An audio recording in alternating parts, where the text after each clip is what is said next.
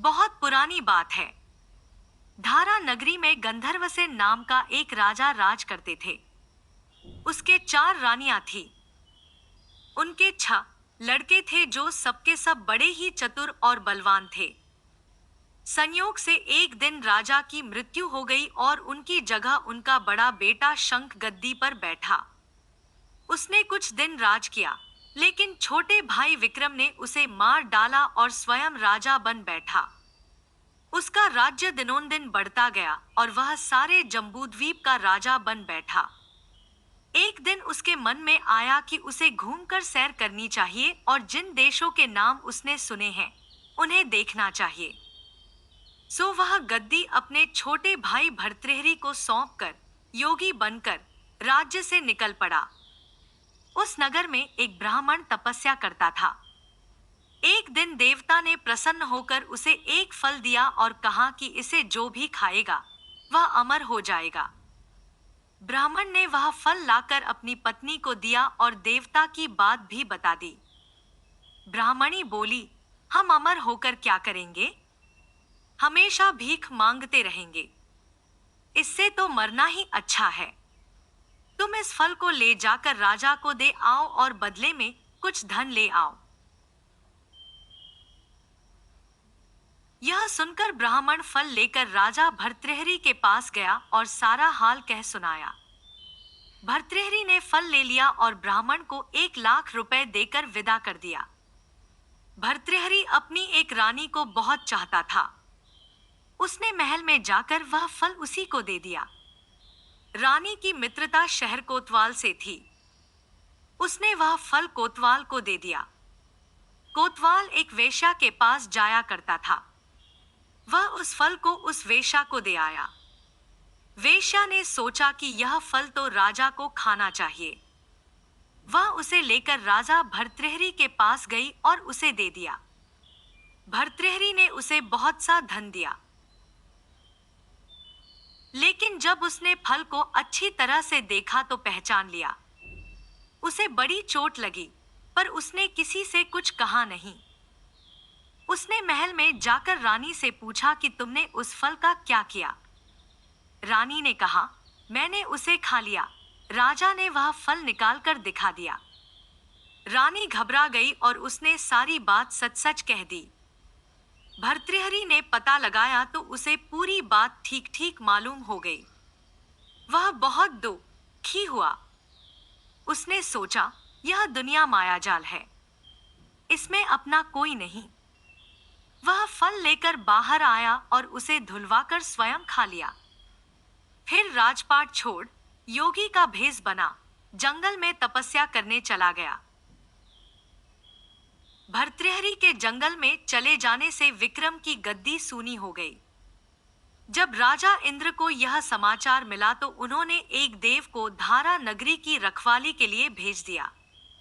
वह रात दिन वहीं रहने लगा। भर्तृहरि के राजपाट छोड़कर वन में चले जाने की बात विक्रम को मालूम हुई तो वह लौटकर अपने देश में आया। आधी रात का समय था। जब वह नगर में घुसने लगा तो देव ने उसे रोका। राजा ने कहा, मैं विक्रम हूं, यह मेरा राज है। तुम रोकने वाले कौन होते?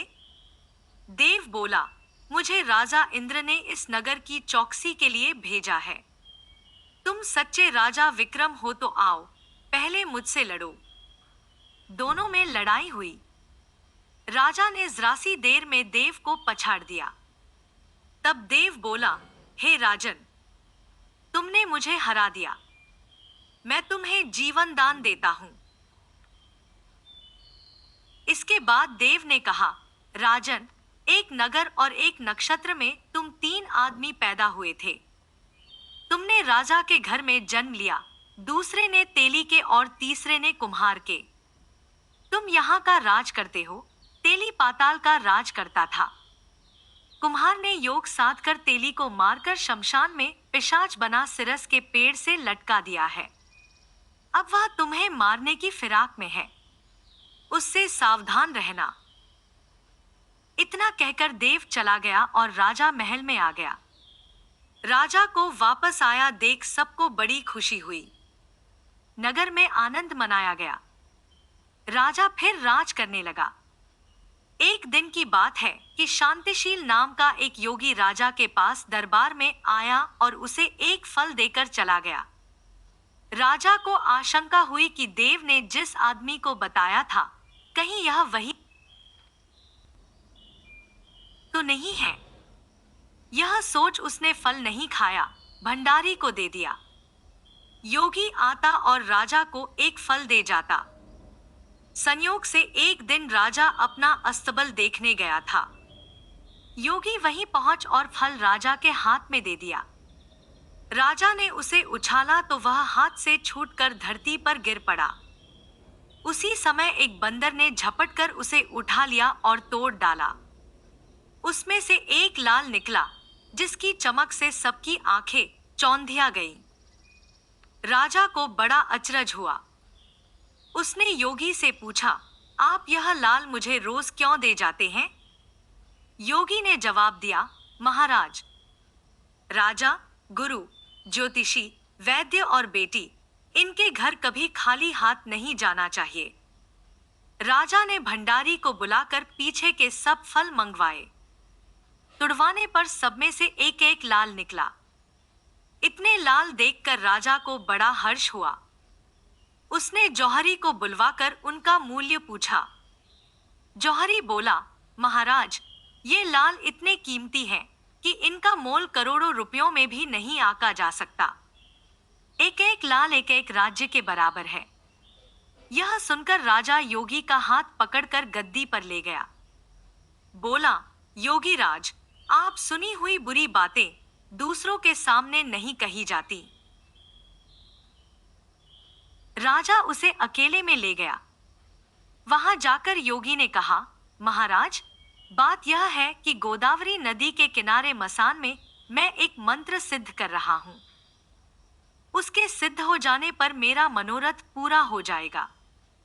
तुम एक रात मेरे पास रहोगे तो मंत्र सिद्ध हो जाएगा। एक दिन रात को हथियार बांधकर तुम अकेले मेरे पास आ जाना। राजा ने कहा, अच्छी बात है। इसके उपरांत योगी दिन और समय बताकर अपने मठ में चला गया। वह दिन आने पर राजा अकेला वहां पहुंचा। योगी ने उसे अपने पास बिठा लिया। थोड़ी देर बैठकर राजा ने पूछा, महाराज, मेरे लिए क्या आज्ञा है? योगी ने कहा, राजन, यहाँ से दक्षिण दिशा में 2 कोस की दूरी पर मसान में एक सिरस के पेड़ पर एक मुर्दा लटका है। उसे मेरे पास ले आओ, तब तक मैं यहाँ पूजा करता हूँ। यह सुनकर राजा वहां से चल दिया। बड़ी भयंकर रात थी। चारों ओर अंधेरा फैला था। पानी बरस रहा था। भूत प्रेत शोर मचा रहे थे। सांप आकर पैरों में लिपटते थे। लेकिन राजा हिम्मत से आगे बढ़ता गया। जब वह मसान में पहुंचा तो देखता क्या है कि शेर दहाड़ रहे हैं, हाथी चिंघाड़ रहे हैं, भूत प्रेत आदमियों को मार रहे हैं। राजा बेधड़क चलता गया और सिरस के पेड़ के पास पहुंच गया। पेड़ जड़ से फुनगी तक आग से दहक रहा था। राजा ने सोचा, हो यह वही योगी है जिसकी बात देव ने बताई थी। पेड़ पर रस्सी से बंधा मुर्दा लटक रहा था। राजा पेड़ पर चढ़ गया और तलवार से रस्सी काट दी। मुर्दा नीचे गिर पड़ा और दहाड़ मार मार कर रोने लगा। राजा ने नीचे आकर पूछा, तू कौन है? राजा का इतना कहना था कि वह मुर्दा खिलखिकर हंस पड़ा। राजा को बड़ा अचरज हुआ। तभी वह मुर्दा फिर पेड़ पर जा लटका। राजा फिर चढ़कर ऊपर गया और रस्सी काट मुर्दे का बगल में दबा नीचे आया। बोला, बता, तू कौन है? मुर्दा चुप रहा। तब राजा ने उसे एक चादर में बांधा और योगी के पास ले चला। रास्ते में वह मुर्दा बोला, मैं बेताल हूं। तू कौन है और मुझे कहां ले जा रहा है? राजा ने कहा, मेरा नाम विक्रम है। मैं धारा नगरी का राजा हूं। मैं तुझे योगी के पास ले जा रहा हूं। बेताल बोला, मैं एक शर्त पर चलूंगा। अगर तू रास्ते में बोलेगा तो मैं लौटकर पेड़ पर जा लटकूंगा। राजा ने उसकी बात मान ली। फिर बेताल बोला, पंडित, चतुर और ज्ञानी, इनके दिन अच्छी अच्छी बातों में बीतते हैं, जबकि मूर्खों के दिन कला और नींद में। अच्छा होगा कि हमारी राह भली बातों की चर्चा में बीत जाए। मैं तुझे एक कहानी सुनाता हूं, ले सुन। काशी में प्रताप मुकुट नाम का राजा राज्य करता था। उसके वज्र मुकुट नाम का एक बेटा था। एक दिन राजकुमार दीवान के लड़के को साथ लेकर शिकार खेलने जंगल गया। घूमते घूमते उन्हें तालाब मिला। उसके पानी में कमल खिले थे और हंस किलोल कर रहे थे। किनारों पर घने पेड़ थे, जिन पर पक्षी चहचहा रहे थे। दोनों मित्र वहां रुक गए और तालाब के पानी में हाथ मुंह धोकर ऊपर महादेव के मंदिर पर गए। घोड़ों को उन्होंने मंदिर के बाहर बांध दिया। वो मंदिर में दर्शन करके बाहर आए तो देखते क्या है कि तालाब के किनारे राजकुमारी अपनी सहेलियों के साथ स्नान करने आई है। दीवान का लड़का तो वहीं एक पेड़ के नीचे बैठा रहा, पर राजकुमार से न रहा गया। वह आगे बढ़ गया। राजकुमारी ने उसकी ओर देखा तो वह उस पर मोहित हो गया। राजकुमारी भी उसकी तरफ देखती रही। फिर उसने किया क्या कि जूड़े में से कमल का फूल निकाला, कान से लगाया, दांत से कुतरा, पैर के नीचे दबाया और फिर छाती से लगा, अपनी सखियों के साथ चली गई। उसके जाने पर राजकुमार निराश हो अपने मित्र के पास आया और सब हाल सुनाकर बोला, मैं इस राजकुमारी के बिना नहीं रह सकता, पर मुझे न तो उसका नाम मालूम है न ठिकाना। वह कैसे मिलेगी? दीवान के लड़के ने कहा, राजकुमार, आप इतना घबराए नहीं, वह सब कुछ बता गई है। राजकुमार ने पूछा, कैसे? वह बोला, उसने कमल का फूल सिर से उतार कर कानों से लगाया तो उसने बताया कि मैं कर्नाटक की रहने वाली हूँ। दांत से कुतरा तो उसका मतलब था कि मैं दंतबाट राजा की बेटी हूँ। पांव से दबाने का अर्थ था कि मेरा नाम पद्मावती है, और छाती से लगाकर उसने बताया कि तुम मेरे दिल में बस गए हो।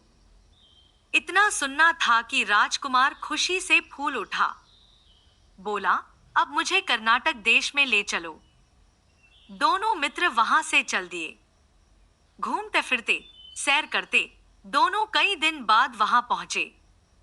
राजा के महल के पास गए तो एक बुढ़िया अपने द्वार पर बैठी चरखा काटती मिली। उसके पास जाकर दोनों घोड़ों से उतर पड़े और बोले, माई, हम सौदागर हैं, हमारा सामान पीछे आ रहा है, हमें रहने को थोड़ी जगह दे दो। उनकी शक्ल सूरत देखकर और बात सुनकर बुढ़िया के मन में ममता उमड़ आई। बोली, बेटा, तुम्हारा घर है, जब तक जी में आए रहो। दोनों वहीं ठहर गए। दीवान के बेटे ने उससे पूछा, माई, तुम क्या करती हो? तुम्हारे घर में कौन कौन है? तुम्हारी गुजर कैसे होती है? बुढ़िया ने जवाब दिया, बेटा, मेरा एक बेटा है जो राजा की चाकरी में है। मैं राजा की बेटी पहमावती की धाई थी। बूढ़ी हो जाने से अब घर में रहती हूँ। राजा खाने पीने को दे देता है। दिन में एक बार राजकुमारी को देखने महल में जाती हूँ। राजकुमार ने बुढ़िया को कुछ धन दिया और कहा, माई, कल तुम वहां जाओ तो राजकुमारी से कह देना कि जेठ सुदी पंचमी को तुम्हें तालाब पर जो राजकुमार मिला था वह आ गया है। अगले दिन जब बुढ़िया राजमहल गई तो उसने राजकुमार का संदेशा उसे दे दिया। सुनते ही राजकुमारी ने गुस्सा होकर हाथों में चंदन लगाकर उसके गाल पर तमाचा मारा और कहा, मेरे घर से निकल जा। बुढ़िया ने घर आकर सब हाल राजकुमार को कह सुनाया। राजकुमार हक्का बक्का रह गया। तब उसके मित्र ने कहा, राजकुमार, आप घबराएं नहीं, उसकी बातों को समझें। उसने 150 उंगलियां सफेद चंदन में मारी। इससे उसका मतलब यह है कि अभी 10 रोज चांदनी के हैं। उनके बीतने पर मैं अंधेरी रात में मिलूंगी। 10 दिन के बाद बुढ़िया ने फिर राजकुमारी को खबर दी तो इस बार उसने केसर के रंग में 3 उंगलियां डुबोकर उसके मुंह पर मारी और कहा, भाग यहां से। बुढ़िया ने आकर सारी बात सुना दी। राजकुमार शोक से व्याकुल हो गया। दीवान के लड़के ने समझाया, इसमें हैरान होने की क्या बात है। उसने कहा है कि मुझे मासिक धर्म हो रहा है। 3 दिन और ठहरो।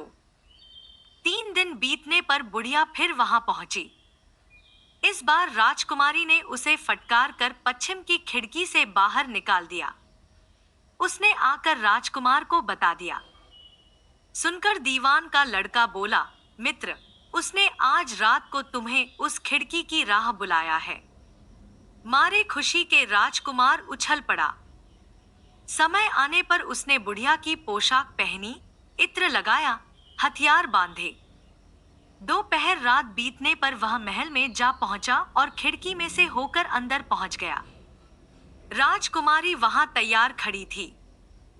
वह उसे भीतर ले गई। अंदर के हाल देखकर राजकुमार की आंखें खुल गईं। एक से एक बढ़कर चीजें थी। रात भर राजकुमार राजकुमारी के साथ रहा। जैसे ही दिन निकलने को आया कि राजकुमारी ने राजकुमार को छिपा दिया और रात होने पर फिर बाहर निकाल लिया। इस तरह कई दिन बीत गए। अचानक एक दिन राजकुमार को अपने मित्र की याद आई। उसे चिंता हुई कि पता नहीं उसका क्या हुआ होगा। उदास देखकर राजकुमारी ने कारण पूछा तो उसने बता दिया।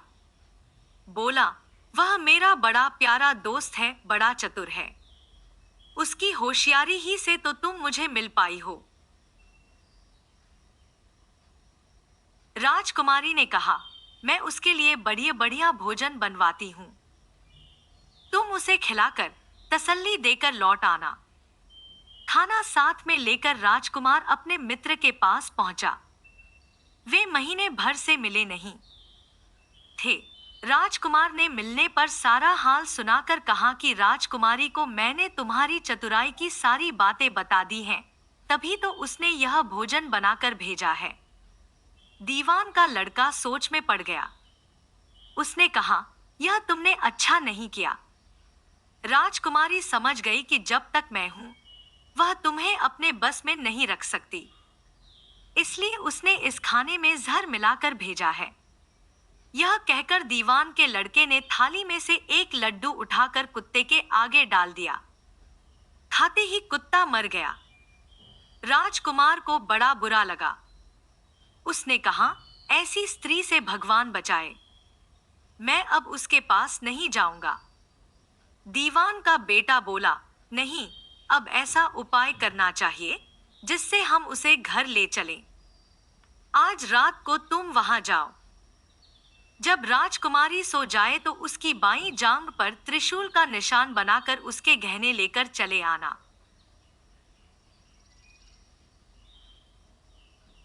राजकुमार ने ऐसा ही किया। उसके आने पर दीवान का बेटा उसे साथ ले योगी का भेष बना मरघट में जा बैठा और राजकुमार से कहा कि तुम ये गहने लेकर बाजार में बेच आओ। कोई पकड़े तो कह देना कि मेरे गुरु के पास चलो और उसे यहां ले आना। राजकुमार गहने लेकर शहर गया और महल के पास एक सुनार को उन्हें दिखाया। देखते ही सुनार ने उन्हें पहचान लिया और कोतवाल के पास ले गया। कोतवाल ने पूछा तो उसने कह दिया कि ये मेरे गुरु ने मुझे दिए हैं। गुरु को भी पकड़वा लिया गया। सब राजा के सामने पहुंचे। राजा ने पूछा, योगी महाराज, ये गहने आपको कहां से मिले? योगी बने दीवान के बेटे ने कहा, महाराज, मैं मसान में काली चौदस को डाकिनी मंत्र सिद्ध कर रहा था कि डाकिनी आई। मैंने उसके गहने उतार लिए और उसकी बाईं जांघ में त्रिशूल का निशान बना दिया। इतना सुनकर राजा महल में गया और उसने रानी से कहा कि पद्मावती की बाईं जांघ पर देखो कि त्रिशूल का निशान तो नहीं है। रानी देखा तो था। राजा को बड़ा दुख हुआ। बाहर आकर वह योगी को एक और ले जाकर बोला, महाराज, धर्मशास्त्र में खोटी स्त्रियों के लिए क्या दंड है?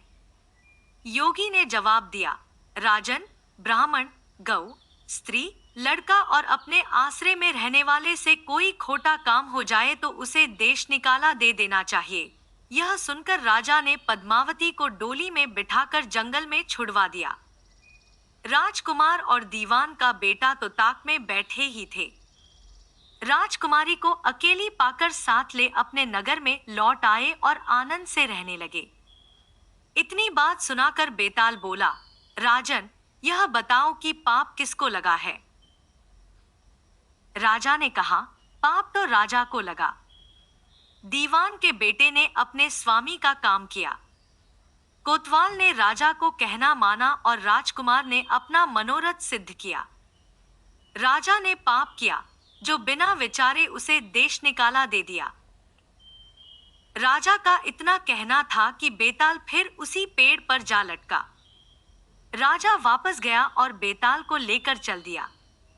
बेताल बोला, राजन, सुनो, एक कहानी और सुनाता हूं। यमुना के किनारे धर्मस्थान नामक एक नगर था। उस नगर में गणाधिप नाम का राजा राज करता था। उसी में केशव नाम का एक ब्राह्मण भी रहता था। ब्राह्मण यमुना के तट पर जप तप किया करता था। उसकी एक पुत्री थी जिसका नाम मालती था। वह बड़ी रूपवती थी। जब वह ब्याह के योग्य हुई तो उसके माता, पिता और भाई को चिंता हुई। संयोग से एक दिन जब ब्राह्मण अपने किसी यजमान की बारात में गया था और भाई पढ़ने गया था, तभी उनके घर में एक ब्राह्मण का लड़का आया। लड़की की मां ने उसके रूप और गुणों को देखकर उससे कहा कि मैं तुमसे अपनी लड़की का ब्याह करूंगी। होनहार की बात कि उधर ब्राह्मण पिता को भी एक दूसरा लड़का मिल गया और उसने उस लड़के को भी यही वचन दे दिया। उधर ब्राह्मण का लड़का जहां पढ़ने गया था, वहां वह एक लड़के से यही वादा कराया।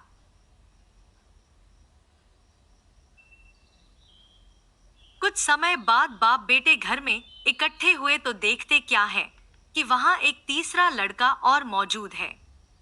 दो उनके साथ आए थे। अब क्या हो? ब्राह्मण, उसका लड़का और ब्राह्मणी बड़े सोच में पड़े। दैवयोग से हुआ क्या कि लड़की को सांप ने काट लिया और वह मर गई। उसके बाप, भाई और तीनों लड़कों ने बड़ी भागदौड़ की, जहर झाड़ने वालों को बुलाया, पर कोई नतीजा न निकला। सब अपनी अपनी करके चले गए। दुखी होकर वे उस लड़की को श्मशान में ले गए और क्रियाकर्म कराए। तीनों लड़कों में से एक ने तो उसकी हड्डियां चुन ली और फकीर बनकर जंगल में चला गया। दूसरे ने राख की गठरी बांधी और वहीं झोपड़ी डालकर रहने लगा। तीसरा योगी होकर देश देश घूमने लगा। एक दिन की बात है, वह तीसरा लड़का घूमते घामते किसी नगर में पहुंचा और एक ब्राह्मणी के घर भोजन करने बैठा। जैसे ही उस घर की ब्राह्मणी भोजन परोसने आई कि उसके छोटे लड़के ने उसका आंचल पकड़ लिया। ब्राह्मणी से अपना आंचल छुड़ता नहीं था। ब्राह्मणी को बड़ा गुस्सा आया। उसने अपने लड़के को झिड़का, मारा पीटा, फिर भी वह न माना तो ब्राह्मणी ने उसे उठाकर जलते चूल्हे में पटक दिया। लड़का जलकर राख हो गया। ब्राह्मण बिना भोजन किए ही उठ खड़ा हुआ। घरवालों ने बहुतेरा कहा, पर वह भोजन करने के लिए राजी न हुआ। उसने कहा, जिस घर में ऐसी राक्षसी हो, उसमें मैं भोजन नहीं कर सकता। इतना सुनकर वह आदमी भीतर गया और संजीवनी विद्या की पोथी लाकर एक मंत्र पढ़ा। जलकर राख हो चुका लड़का फिर से जीवित हो गया। यह देखकर ब्राह्मण सोचने लगा कि अगर यह पोथी मेरे हाथ पड़ जाए तो मैं भी उस लड़की को फिर से जिला सकता हूं। इसके बाद उसने भोजन किया और वहीं ठहर गया। जब रात को सब खा पी कर सो गए तो वह ब्राह्मण चुपचाप वह पोथी लेकर चल दिया। जिस स्थान पर उस लड़की को जलाया गया था, वहां जाकर उसने देखा कि दूसरे लड़के वहां बैठे बातें कर रहे हैं। इस ब्राह्मण के यह कहने पर कि उसे संजीवनी विद्या की पोथी मिल गई है और वह मंत्र पढ़कर लड़की को जिला सकता है, उन दोनों ने हड्डियां और राख निकाली। ब्राह्मण ने जैसे ही मंत्र पढ़ा, वह लड़की जी उठी। अब तीनों उसके पीछे आपस में झगड़ने लगे। इतना कहकर बेताल बोला, राजा, बताओ कि वह लड़की किसकी स्त्री होनी चाहिए? राजा ने जवाब दिया, जो वहां कुटिया बनाकर रहा, उसकी। बेताल ने पूछा, क्यों? राजा बोला, जिसने हड्डियां रखी, वह तो उसके बेटे के बराबर हुआ। जिसने विद्या सीखकर जीवन दान दिया, वह बाप के बराबर हुआ। जो राख लेकर रमा रहा, वही उसकी हकदार है। राजा का यह जवाब सुनकर बेताल फिर पेड़ पर जा लटका। राजा को फिर लौटना पड़ा और जब वह उसे लेकर चला तो बेताल ने तीसरी कहानी सुनाई।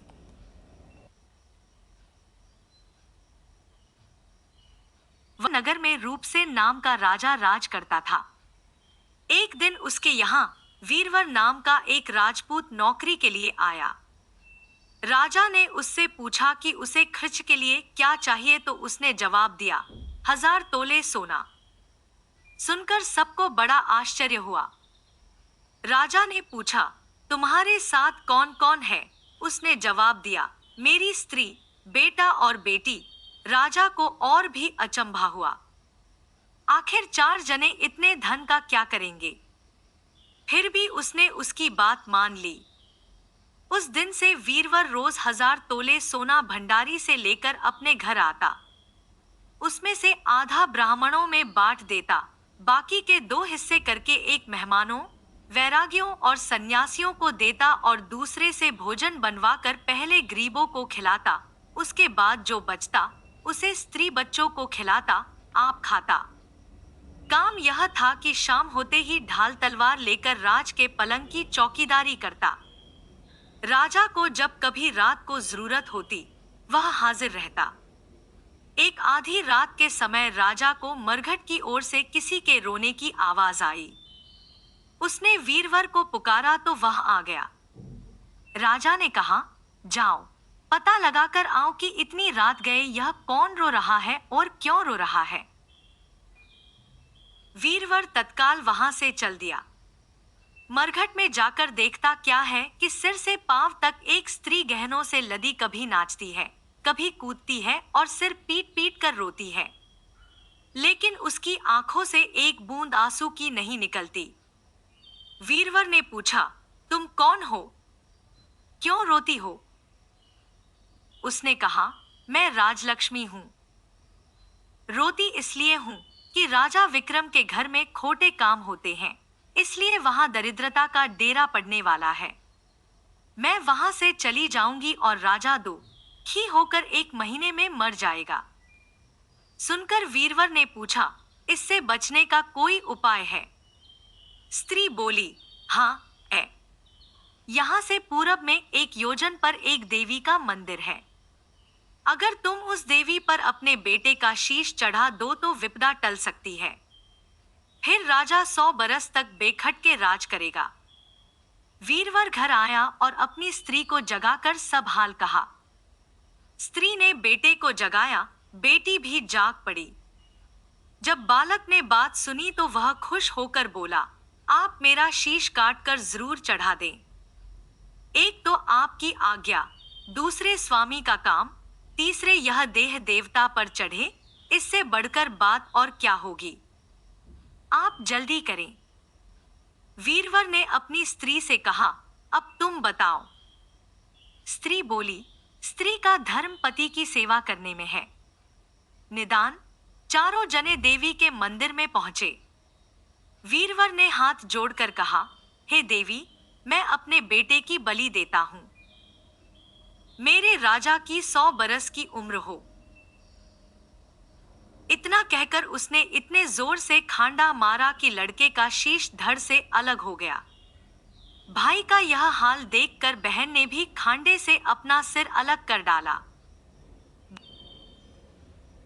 बेटा बेटी चले गए तो दुखी माँ ने भी उन्हीं का रास्ता पकड़ा और अपनी गर्दन काट दी।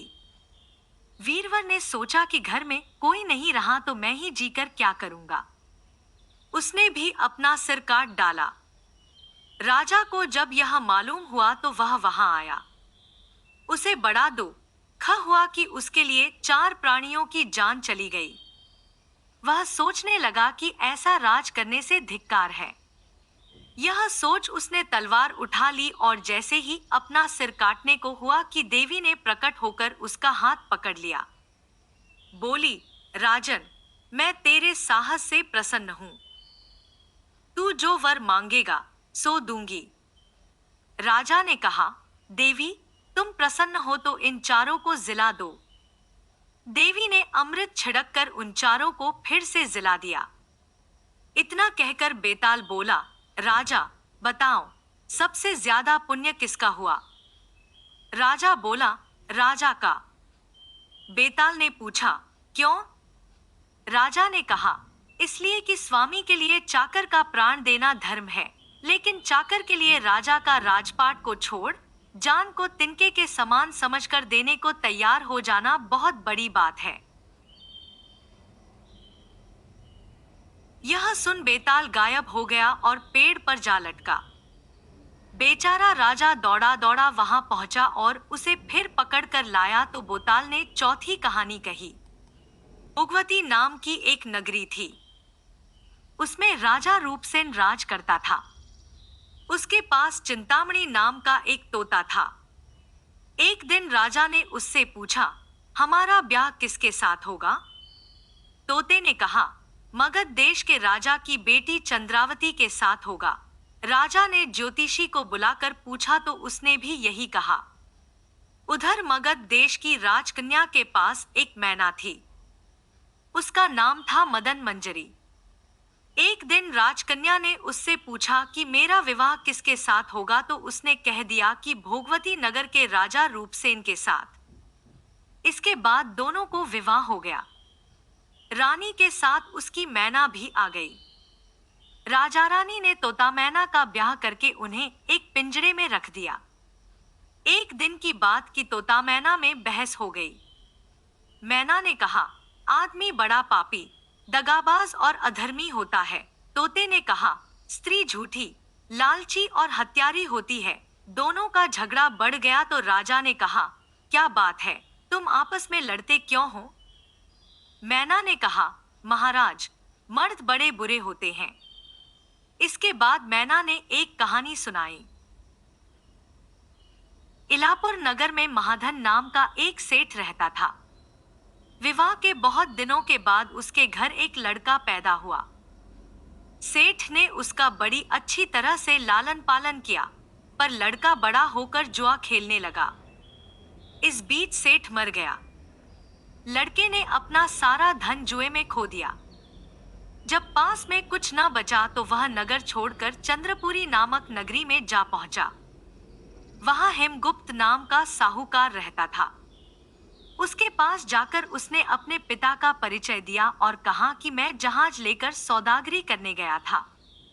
माल बेचा, धन कमाया, लेकिन लौटते में समुद्र में ऐसा तूफान आया कि जहाज डूब गया और मैं जैसे तैसे बचकर यहाँ आ गया। उस सेठ के एक लड़की थी रत्नावती।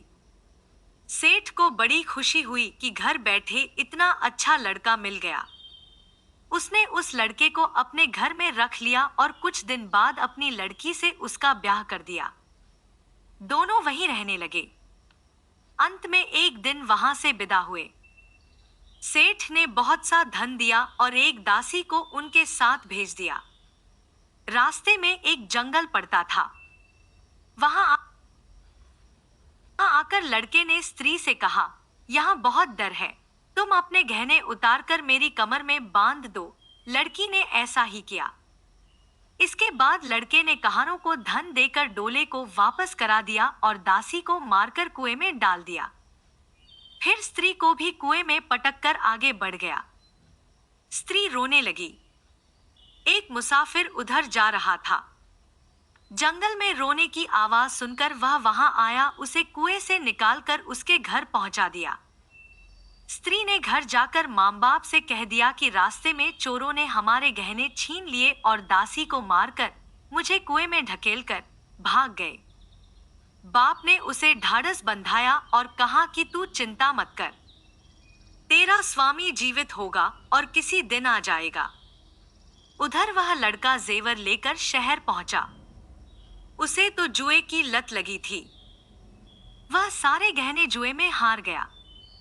उसकी बुरी हालत हुई तो वह यह बहाना बनाकर कि उसके लड़का हुआ है, फिर अपनी ससुराल चला। वहां पहुंचते ही सबसे पहले उसकी स्त्री मिली। वह बड़ी खुश हुई। उसने पति से कहा, आप कोई चिंता न करें, मैंने यहाँ आकर दूसरी ही बात कही है, जो कहा था वह उसने बता दिया।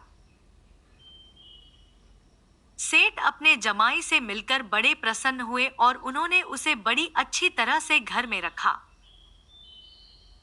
कुछ दिन बाद एक रोज जब वह लड़की गहने पहने सो रही थी, उसने चुपचाप छुरी से उसे मार डाला और उसके गहने लेकर चंपत हो गया। मैना बोली, महाराज, यह सब मैंने अपनी आंखों से देखा। ऐसा पापी होता है आदमी। राजा ने तोते से कहा, अब तुम बताओ कि स्त्री क्यों बुरी होती है। इस पर तोते ने यह कहानी सुनाई। कंचनपुर में सागर दत्त नाम का एक सेठ रहता था। उसके श्रीदत्त नाम का एक लड़का था। वहां से कुछ दूर पर एक और नगर था, श्री विजयपुर। उसमें सोमदत्त नाम का सेठ रहता था। उसके एक लड़की थी, वह श्रीदत्त को ब्याही थी। ब्याह के बाद श्रीदत्त व्यापार करने परदेश चला गया। 12 बरस हो गए और वह न आया तो जयश्री व्याकुल होने लगी। एक दिन वह अपनी अटारी पर खड़ी थी कि एक आदमी उसे दिखाई दिया। उसे देखते ही वह उस पर मोहित हो गई। उसने उसे अपनी सखी के घर बुलवा लिया। रात होते ही वह उस सखी के घर चली जाती और रात भर वहां रहकर दिन निकलने से पहले ही लौट आती। इस तरह बहुत दिन बीत गए।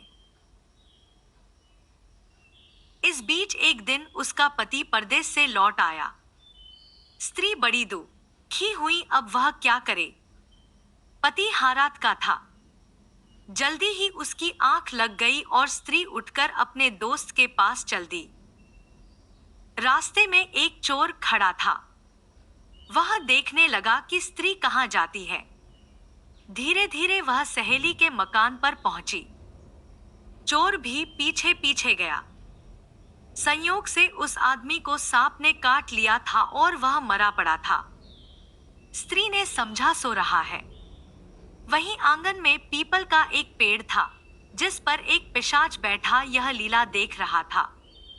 उसने उस आदमी के शरीर में प्रवेश करके उस स्त्री की नाक काट ली और फिर उस आदमी की देह से निकलकर पेड़ पर जा बैठा। स्त्री रोती हुई अपनी सहेली के पास गई। सहेली ने कहा कि तुम अपने पति के पास जाओ और वहां बैठकर रोने लगो। कोई पूछे तो कह देना कि पति ने नाक काट ली है। उसने ऐसा ही किया। उसका रोना सुनकर लोग इकट्ठे हो गए। आदमी जाग उठा। उसे सारा हाल मालूम हुआ तो वह बड़ा दुखी हुआ।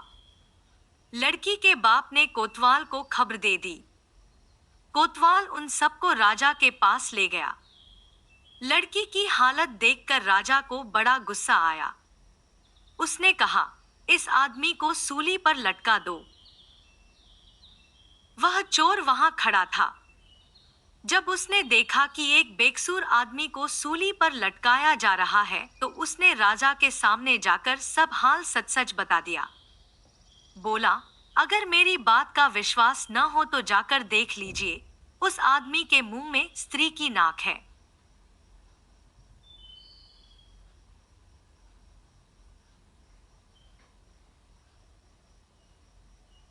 राजा ने दिखवाया तो बात सच निकली। इतना कहकर तोता बोला, हे राजा, स्त्रियां ऐसी होती हैं। राजा ने उस स्त्री का सिर मुंडवाकर गधे पर चढ़ाकर नगर में घुमवाया और शहर से बाहर छुड़वा दिया। यह कहानी सुनाकर बेताल बोला, राजा, बताओ कि दोनों में ज्यादा पापी कौन है? राजा ने कहा, स्त्री। बेताल ने पूछा, कैसे? राजा ने कहा, मर्द कैसा ही दुष्ट हो, उसे धर्म का थोड़ा बहुत विचार रहता ही है, स्त्री को नहीं रहता, इसलिए वह अधिक पापिन है। राजा के इतना कहते ही बेताल फिर पेड़ पर जा लटका। राजा लौट कर गया और उसे पकड़ कर लाया। रास्ते में बेताल ने 5वीं कहानी सुनाई। उज्जैन में महाबल नाम का एक राजा रहता था। उसके हरिदास नाम का एक दूत था जिसके महादेवी नाम की बड़ी सुंदर कन्या थी। जब वह विवाह योग्य हुई तो हरिदास को बहुत चिंता होने लगी। इसी बीच राजा ने उसे एक दूसरे राजा के पास भेजा। कई दिन चलकर हरिदास वहां पहुंचा। राजा ने उसे बड़ी अच्छी तरह से रखा। एक दिन एक ब्राह्मण हरिदास के पास आया। बोला, तुम अपनी लड़की मुझे दे दो। हरिदास ने कहा, मैं अपनी लड़की उसे दूंगा जिसमें सब गुण होंगे। ब्राह्मण ने कहा, मेरे पास एक ऐसा रथ है जिस पर बैठकर जहां चाहो घड़ी भर में पहुंच जाओगे। हरिदास बोला, ठीक है, सवेरे उसे ले आना। अगले दिन दोनों रथ पर बैठकर उज्जैन आ पहुंचे। दैवयोग से उससे पहले हरिदास का लड़का अपनी बहन को किसी दूसरे को और हरिदास की स्त्री अपनी लड़की को किसी तीसरे को देने का वादा कर चुकी थी। इस तरह 3 वर इकट्ठे हो गए। हरिदास सोचने लगा कि कन्या एक है, वह 3 है, क्या करे? इसी बीच एक राक्षस आया और कन्या को उठाकर विंध्याचल पहाड़ पर ले गया। तीनों वरों में एक ज्ञानी था। हरिदास ने उससे पूछा तो उसने बता दिया कि एक राक्षस लड़की को उड़ा ले गया है और वह विंध्याचल पहाड़ पर है। दूसरे ने कहा, मेरे रथ पर बैठकर चलो, जरा सी देरी में वहां पहुंच जाएंगे। तीसरा बोला, मैं शब्दवेधी तीर चलाना जानता हूं, राक्षस को मार गिराऊंगा। वे सब रथ पर चढ़कर विंध्याचल पहुंचे और राक्षस को मारकर लड़की को बचा जाए। इतना कहकर बेताल बोला, हे राजन, बताओ वह लड़की उन तीनों में से किसको मिलनी चाहिए? राजा ने कहा, जिसने राक्षस को मारा उसको मिलनी चाहिए, क्योंकि असली वीरता तो उसी ने दिखाई, बाकी 2 ने तो मदद की। राजा का इतना कहना था कि बेताल फिर पेड़ पर जा लटका और राजा फिर उसे लेकर आया तो रास्ते में बेताल ने 6ठी कहानी सुनाई।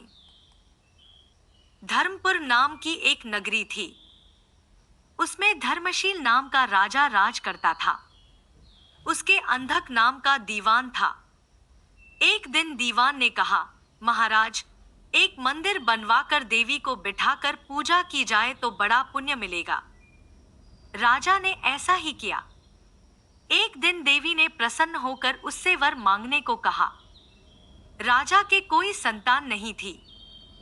उसने देवी से पुत्र मांगा। देवी बोली, अच्छी बात है, तेरे बड़ा प्रतापी पुत्र प्राप्त होगा। कुछ दिन बाद राजा के एक लड़का हुआ। सारे नगर में बड़ी खुशी मनाई गई। एक दिन एक धोबी अपने मित्र के साथ उस नगर में आया। उसकी निगाह देवी के मंदिर में पड़ी। उसने देवी को प्रणाम करने का इरादा किया। उसी समय उसे एक धोबी की लड़की दिखाई दी जो बड़ी सुंदर थी। उसे देखकर वह इतना पागल हो गया कि उसने मंदिर में जाकर देवी से प्रार्थना की, हे देवी, यह लड़की मुझे मिल जाए। अगर मिल गई तो मैं अपना सिर तुझ पर चढ़ा दूंगा। इसके बाद वह हर घड़ी बेचैन रहने लगा। उसके मित्र ने उसके पिता से सारा हाल कहा। अपने बेटे की यह हालत देखकर वह लड़की के पिता के पास गया और उसके अनुरोध करने पर दोनों का विवाह हो गया। विवाह के कुछ दिन बाद लड़की के पिता यहाँ उत्सव हुआ। इसमें शामिल होने के लिए न्योता आया। मित्र को साथ लेकर दोनों चले। रास्ते में उसी देवी का मंदिर पड़ा तो लड़के को अपना वादा याद आ गया। उसने मित्र और स्त्री को थोड़ी देर रुकने को कहा और स्वयं जाकर देवी को प्रणाम करके इतने जोर से तलवार मारी कि उसका सिर धड़ से अलग हो गया। देर हो जाने पर जब उसका मित्र मंदिर के अंदर गया तो देखता क्या है कि उसके मित्र का सिर धड़ से अलग पड़ा है। उसने सोचा कि यह दुनिया बड़ी बुरी है, कोई यह तो समझेगा नहीं कि इसने अपने आप शीश चढ़ाया है। सब यही कहेंगे कि इसकी सुंदर स्त्री को हड़पने के लिए मैंने इसकी गर्दन काट दी। इससे कहीं मर जाना अच्छा है। यह सोच उसने तलवार लेकर अपनी गर्दन उड़ा दी। उधर बाहर खड़ी खड़ी स्त्री हैरान हो गई तो वह मंदिर के भीतर गई। देखकर चकित रह गई। सोचने लगी कि दुनिया कहेगी यह बुरी औरत होगी, इसलिए दोनों को मार आई, इस बदनामी से मर जाना अच्छा है। यह सोच उसने तलवार उठाई और जैसे ही गर्दन पर मारनी चाहिए कि देवी ने प्रकट होकर उसका हाथ पकड़ लिया और कहा, मैं तुझ पर प्रसन्न हूं, जो चाहो सो मांगो। स्त्री बोली, हे देवी, इन दोनों को जिला दो। देवी ने कहा, अच्छा, तुम दोनों के सिर मिलाकर रख दो। घबराहट में स्त्री ने सिर जोड़े तो गलती से एक का सिर दूसरे के धड़ पर लग गया। देवी ने दोनों को जिला दिया। अब वे दोनों आपस में झगड़ने लगे। एक कहता था कि यह स्त्री मेरी है, दूसरा कहता मेरी। बेताल बोला, हे राजन, बताओ कि यह स्त्री किसकी हो। राजा ने कहा, नदियों में गंगा उत्तम है, पर्वतों में सुमेरु, वृक्षों में कल्पवृक्ष और अंगों में सिर। इसलिए शरीर पर पति का सिर लगा हो, वही पति होना चाहिए। इतना सुनकर बेताल फिर पेड़ पर जा लटका। राजा उसे फिर लाया तो उसने सातवीं कहानी कही। मिथिलावती नाम की एक नगरी थी। उसमें गुणधिप नाम का राजा राज करता था। उसकी सेवा करने के लिए दूर देश से एक राजकुमार आया। वह बराबर कोशिश करता रहा, लेकिन राजा से उनकी भेंट न हुई। जो कुछ वह अपने साथ लाया था वह सब बराबर हो गया। एक दिन राजा शिकार खेलने चला। राजकुमार भी साथ हो लिया। चलते चलते राजा एक वन में पहुंचा। वहां उसके नौकर चाकर बिछुड़ गए। राजा के साथ अकेला वह राजकुमार रह गया। उसने राजा को रोका। राजा ने उसकी ओर देखा तो पूछा, तू इतना कमजोर क्यों हो रहा है? उसने कहा, इसमें मेरे कर्म का दोष है। मैं जिस राजा के पास रहता हूं वह हजारों को पालता है, पर उसकी निगाह मेरी और नहीं जाती। राजन छा, बातें आदमी को हल्का करती हैं। खोटे नर की प्रीति, बिना कारण हंसी, स्त्री से विवाद, असज्जन स्वामी की सेवा, गधे की सवारी और बिना संस्कृत की भाषा। और हे राजा, ये 5 चीजें आदमी के पैदा होते ही विधाता उसके भाग्य में लिख देता है: आयु, कर्म, धन, विद्या और यश। राजन, जब तक आदमी का पुण्य उदय रहता है तब तक उसके बहुत से दास रहते हैं। जब पुण्य घट जाता है तो भाई भी बैरी हो जाते हैं। पर एक बात है, स्वामी की सेवा अकारत नहीं जाती, कभी न भी फल मिल ही जाता है। यह सुन राजा के मन पर उसका बड़ा असर हुआ। कुछ समय घूमने ढामने के बाद वे नगर में लौट आए। राजा ने उसे अपनी नौकरी में रख लिया। उसे बढ़िया बढ़िया कपड़े और गहने दिए। एक दिन राजकुमार किसी काम से कहीं गया। रास्ते में उसे देवी का मंदिर मिला। उसने अंदर जाकर देवी की पूजा की। जब वह बाहर निकला तो देखता क्या है, उसके पीछे एक सुंदर स्त्री चली आ रही है। राजकुमार उसे देखते ही उसकी ओर आकर्षित हो गया। स्त्री ने कहा, पहले तुम कुंड में स्नान कराओ, फिर जो कहोगे सो करूंगी। इतना सुनकर राजकुमार कपड़े उतारकर जैसे ही कुंड में घुसा और गोता लगाया कि अपने नगर में पहुंच गया। उसने जाकर राजा को सारा हाल कह सुनाया। राजा ने कहा, यह अचरज मुझे भी दिखाओ। दोनों घोड़ों पर सवार होकर देवी के मंदिर पर आए। अंदर जाकर दर्शन किए और जैसे ही बाहर निकले कि वह स्त्री प्रकट हो गई। राजा को देखते ही बोली, महाराज, मैं आपके रूप पर मुग्ध हूं। आप जो कहेंगे वही करूंगी। राजा ने कहा, ऐसी बात है तो तू मेरे इस सेवक से विवाह कर ले। स्त्री बोली, यह नहीं होने का। मैं तो तुम्हें चाहती हूं। राजा ने कहा, सज्जन लोग जो कहते हैं उसे निभाते हैं। तुम अपने वचन का पालन करो। इसके बाद राजा ने उसका विवाह अपने सेवक से करा दिया। इतना कहकर बेताल बोला, हे राजन, यह बताओ कि राजा और सेवक दोनों में से किसका काम बड़ा हुआ? राजा ने कहा, नौकर का। बेताल ने पूछा, सो कैसे? राजा बोला, उपकार करना राजा का तो धर्म ही था, इसलिए उसके उपकार करने में कोई खास बात नहीं हुई। लेकिन जिसका धर्म नहीं था उसने उपकार किया तो उसका काम बढ़कर हुआ। इतना सुनकर बेताल फिर पेड़ पर जा लटका और राजा जब उसे पुनः लेकर चला तो उसने 8वीं कहानी सुनाई। 3 विशिष्ट ब्राह्मण। अंग देश के एक गांव में एक धनी ब्राह्मण रहता था। उसके 3 पुत्र थे। एक बार ब्राह्मण ने एक यज्ञ करना चाहा। उसके लिए एक कछुए की जरूरत हुई। उसने तीनों भाइयों को कछुआ लाने को कहा। वे तीनों समुद्र पर पहुंचे। वहां उन्हें एक कछुआ मिल गया। बड़े ने कहा, मैं भोजन चंग हूं, इसलिए कछुए को नहीं छूऊंगा। मझला बोला, मैं नारी चंग हूं, मैं नहीं ले जाऊंगा। सबसे छोटा बोल, मैं शयाचंग हूं, सो मैं नहीं ले जाऊंगा। वे तीनों इस बहस में पड़ गए कि उनमें कौन बढ़कर है। जब वे आपस में इसका फैसला न कर सके तो राजा के पास पहुंचे। राजा ने कहा, आप लोग रुकें, मैं तीनों की अलग अलग जांच करूंगा। इसके बाद राजा ने बढ़िया भोजन तैयार कराया और तीनों खाने बैठे। सबसे बड़े ने कहा, मैं खाना नहीं खाऊंगा, इसमें मुर्दे की गंध आती है। वह उठकर चला। राजा ने पता लगाया तो मालूम हुआ कि वह भोजन श्मशान के पास के खेत का बना था। राजा ने कहा, तुम सचमुच भोजन चंग हो, तुम्हें भोजन की पहचान है।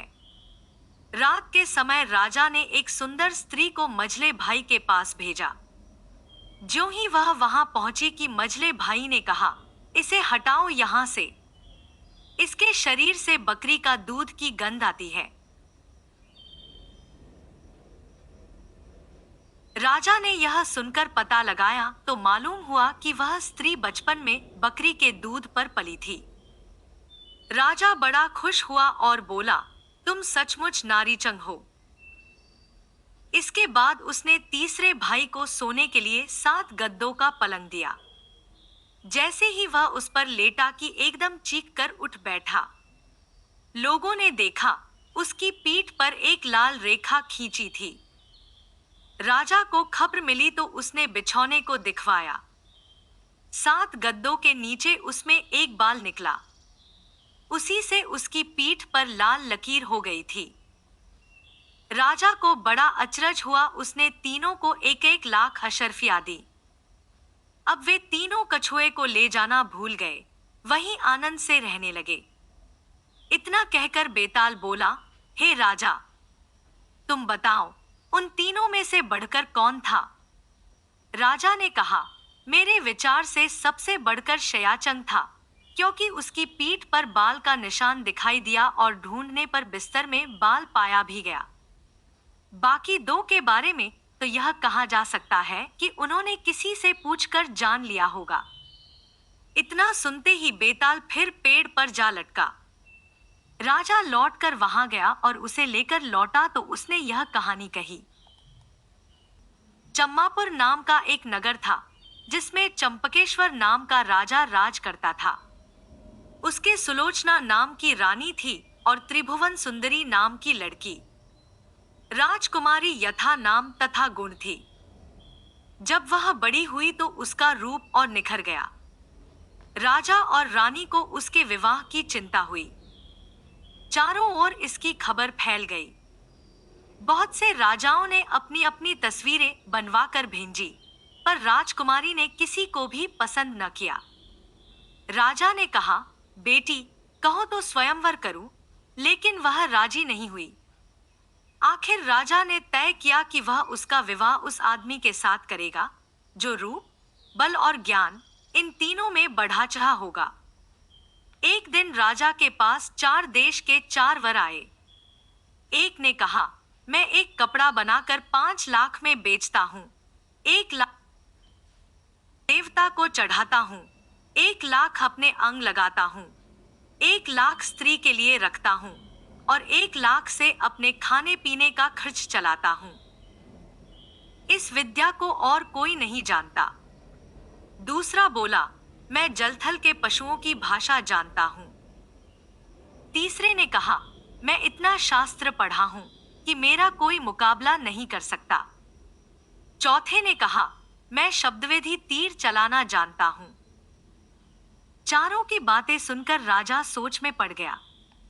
वे सुंदरता में भी एक से एक बढ़कर थे। उसने राजकुमारी को बुलाकर उनके गुण और रूप का वर्णन किया, पर वह चुप रही। इतना कहकर बेताल बोला, राजन तुम बताओ कि राजकुमारी किसको मिलनी चाहिए? राजा बोला, जो कपड़ा बनाकर बेचता है वह शूद्र है, जो पशुओं की भाषा जानता है वह ज्ञानी है, जो शास्त्र पढ़ा है ब्राह्मण है, पर जो शब्दवेधी तीर चलाना जानता है वह राजकुमारी का सजातीय है और उसके योग्य है। राजकुमारी उसी को मिलनी चाहिए। राजा के इतना कहते ही बेताल गायब हो गया। राजा बेचारा वापस लौटा और उसे लेकर चला तो उसने 10वीं कहानी सुनाई। मदनपुर नगर में वीरवर नाम का राजा राज करता था। उसके राज्य में एक वैश्य था जिसका नाम हिरण्यदत्त था। उसके मदन सेना नाम की एक कन्या थी। एक दिन मदन सेना अपनी सखियों के साथ बाग में गई।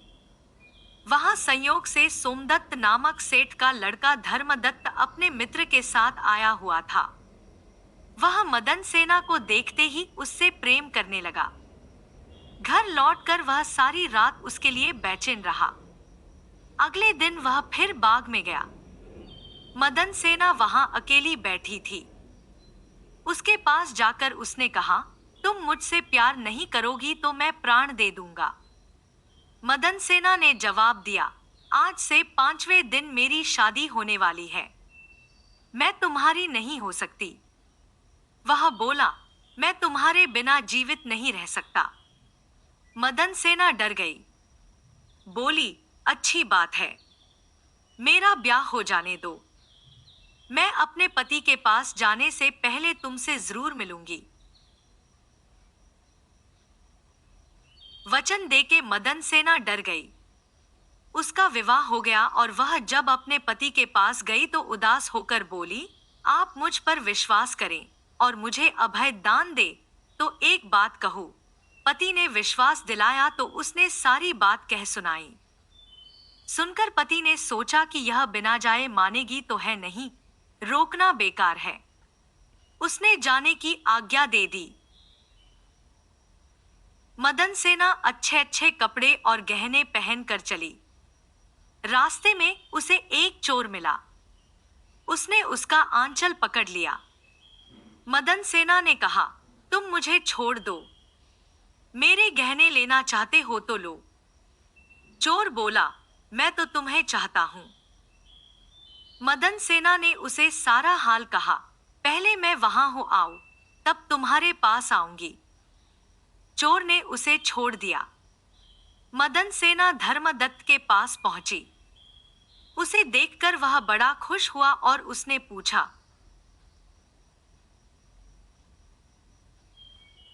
तुम अपने पति से बचकर कैसे आई हो? मदन सेना ने सारी बात सच सच कह दी। धर्मदत्त पर उसका बड़ा गहरा असर पड़ा। उसने उसे छोड़ दिया। फिर वह चोर के पास आई। चोर सब कुछ जानकर बड़ा प्रभावित हुआ और वह उसे घर पर छोड़ गया। इस प्रकार मदन सेना सबसे बचकर पति के पास आ गई। पति ने सारा हाल कह सुना तो बहुत प्रसन्न हुआ और उसके साथ आनंद से रहने लगा। इतना कहकर बेताल बोला, हे राजा, बताओ, पति, धर्मदत्त और चोर, इनमें से कौन अधिक त्यागी है? राजा ने कहा, चोर। मदन सेना का पति तो उसे दूसरे आदमी पर रुझान होने से त्याग देता है। धर्मदत्त उसे इसलिए छोड़ता है कि उसका मन बदल गया था। फिर उसे यह डर भी रहा होगा कि कहीं उसका पति उसे राजा से कहकर दंड न दिलवा दे। लेकिन चोर का किसी को पता न था, फिर भी उसने उसे छोड़ दिया। इसलिए वह उन दोनों से अधिक त्यागी था। राजा का यह जवाब सुनकर बेताल फिर पेड़ पर जा लटका और राजा जब उसे लेकर चला तो उसने यह कथा सुनाई। सबसे अधिक सुकान। गौड़ देश में वर्धमान नाम का एक नगर था, जिसमें गुणशेखर नाम का राजा राज करता था। उसके अभयचंद्र नाम का दीवान था।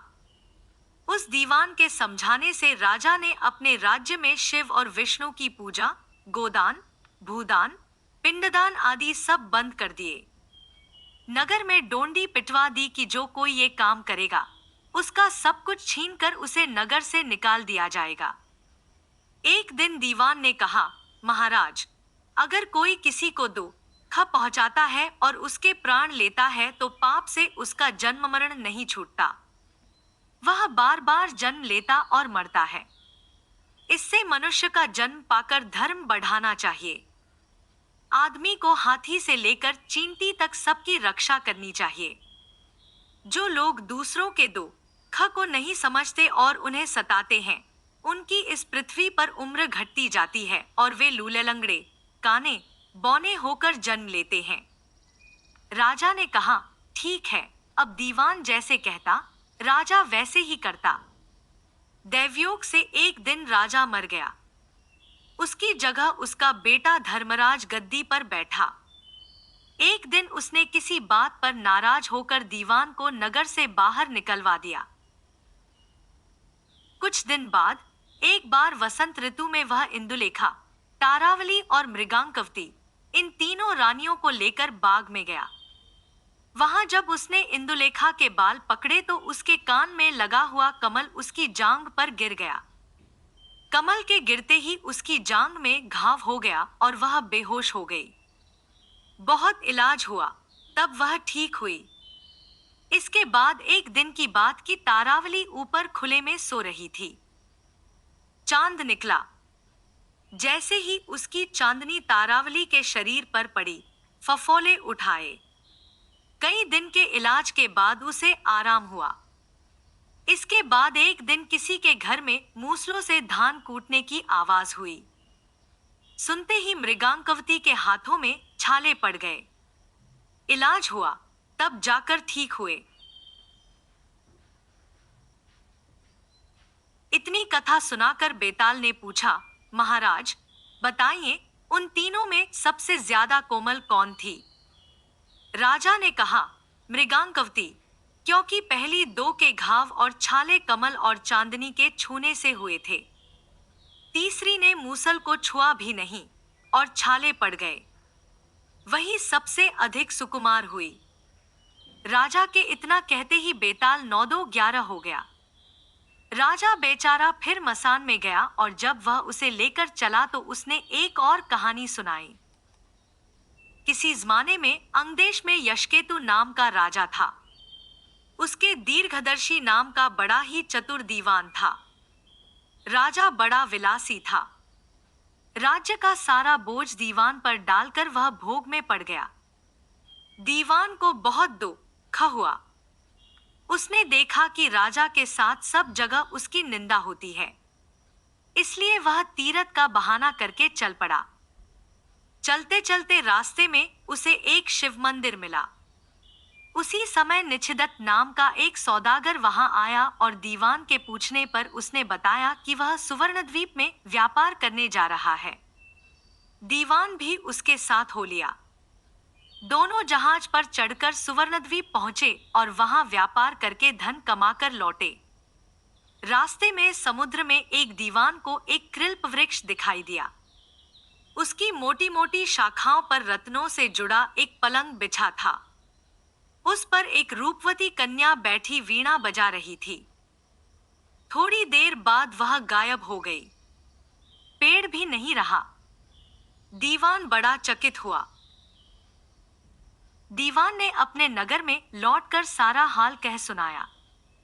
इस बीच इतने दिनों तक राज्य को चलाकर राजा सुधर गया था और उसने विलासिता छोड़ दी थी।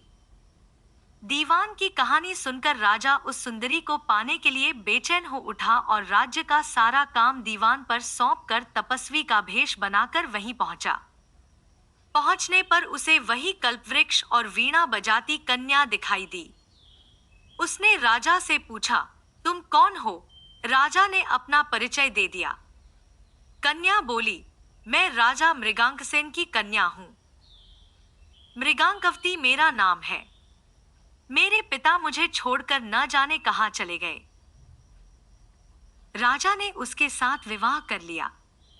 कन्या ने यह शर्त रखी कि वह हर महीने के शुक्ल पक्ष और कृष्ण पक्ष की चतुर्दशी और अष्टमी को कहीं जाया करेगी और राजा उसे रोकेगा नहीं। राजा ने यह शर्त मान ली। इसके बाद कृष्ण पक्ष की चतुर्दशी आई तो राजा से पूछकर मृगांकवती वहां से चली। राजा भी चुपचाप पीछे पीछे चल दिया। अचानक राजा ने देखा कि एक राक्षस निकला और उसने मृगांकवती को निगल लिया। राजा को बड़ा गुस्सा आया और उसने राक्षस का सिर काट डाला। मृगांकवती उसके पेट से जीवित निकल आई। राजा ने उससे पूछा कि यह क्या माजरा है तो उसने कहा, महाराज, मेरे पिता मेरे बिना भोजन नहीं करते थे।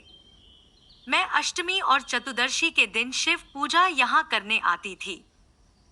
एक दिन पूजा में मुझे बहुत देर हो गई। पिता को भूखा रहना पड़ा।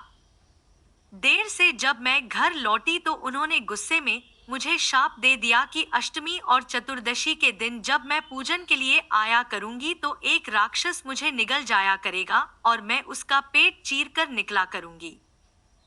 जब मैंने उनसे शाप छुड़ाने के लिए बहुत अनुनय की तो वह बोले, जब अंगदेश का राजा तेरा पति बनेगा और तुझे राक्षस से निगली जाते देखेगा तो वह राक्षस को मार देगा, तब तेरे शाप का अंत होगा। इसके बाद राजा उसे लेकर नगर में आया।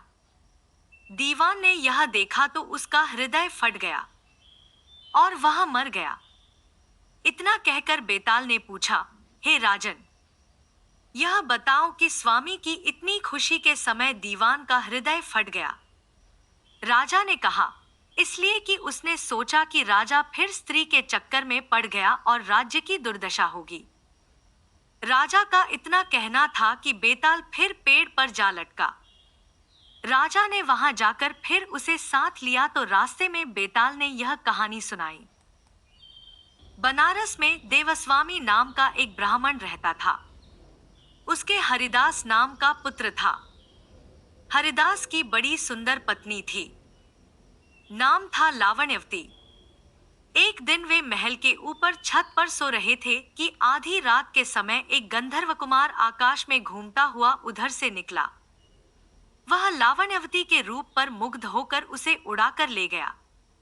जागने पर हरिदास ने देखा कि उसकी स्त्री नहीं है तो उसे बड़ा दुख हुआ और वह मरने के लिए तैयार हो गया। लोगों के समझाने पर वह मान तो गया, लेकिन यह सोचकर कि तीरथ करने से शायद पाप दूर हो जाए और स्त्री मिल जाए, वह घर से निकल पड़ा। चलते चलते वह किसी गांव में एक ब्राह्मण के घर पहुंचा। उसे भूखा देख ब्राह्मणी ने उसे कटोरा भरकर खीर दे दी और तालाब के किनारे बैठकर खाने को कहा। हरिदास खीर लेकर एक पेड़ के नीचे आया और कटोरा वहां रखकर तालाब में हाथ मुंह धोने गया। इसी बीच एक बाज किसी सांप को लेकर उसी पेड़ पर आ बैठा और जब वह उसे खाने लगा तो सांप के मुंह से जहर टपककर कटोरे में गिर गया। हरिदास को कुछ पता नहीं था। वह उस खीर को खा गया। जहर का असर होने पर वह तड़पने लगा और दौड़ा दौड़ा ब्राह्मणी के पास आकर बोला, तूने मुझे जहर दे दिया है। इतना कहने के बाद हरिदास मर गया। पति ने यह देखा तो ब्राह्मणी को ब्रह्मघातिनी कहकर घर से निकाल दिया। इतना कहकर बेताल बोला, राजन, बताओ कि सांप, बाज और ब्राह्मणी इन तीनों में अपराधी कौन है? राजा ने कहा, कोई नहीं है। सांप तो इसलिए नहीं क्योंकि वह शत्रु के वश में था। बाज इसलिए नहीं कि वह भूखा था। जो उसे मिल गया उसी को वह खाने लगा। ब्राह्मणी इसलिए नहीं कि उसने अपना धर्म समझकर उसे खीर दी थी और अच्छी दी थी।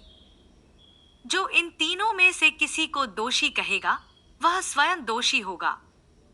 इसलिए अपराधी ब्राह्मणी का पति था जिसने बिना विचारे ब्राह्मणी को घर से निकाल दिया। इतना सुनकर बेताल फिर पेड़ पर जा लटका और राजा को वहां जाकर उसे लाना पड़ा। बेताल ने चलते चलते नई कहानी सुनाई। अयोध्या नगरी में वीरकेतु नाम का राजा राज करता था। उसके राज्य में रत्नदत्त नाम का एक साहूकार था, जिसके रत्नवती नाम की एक लड़की थी। वह सुंदर थी। वह पुरुष के भेष में रहा करती थी और किसी से भी ब्याह नहीं करना चाहती थी। उसका पिता बड़ा दुखी था। इसी बीच नगर में खूब चोरियां होने लगी। प्रजा दुखी हो गई। कोशिश करने पर भी जब चोर पकड़ में न आया तो राजा स्वयं उसे पकड़ने के लिए निकला।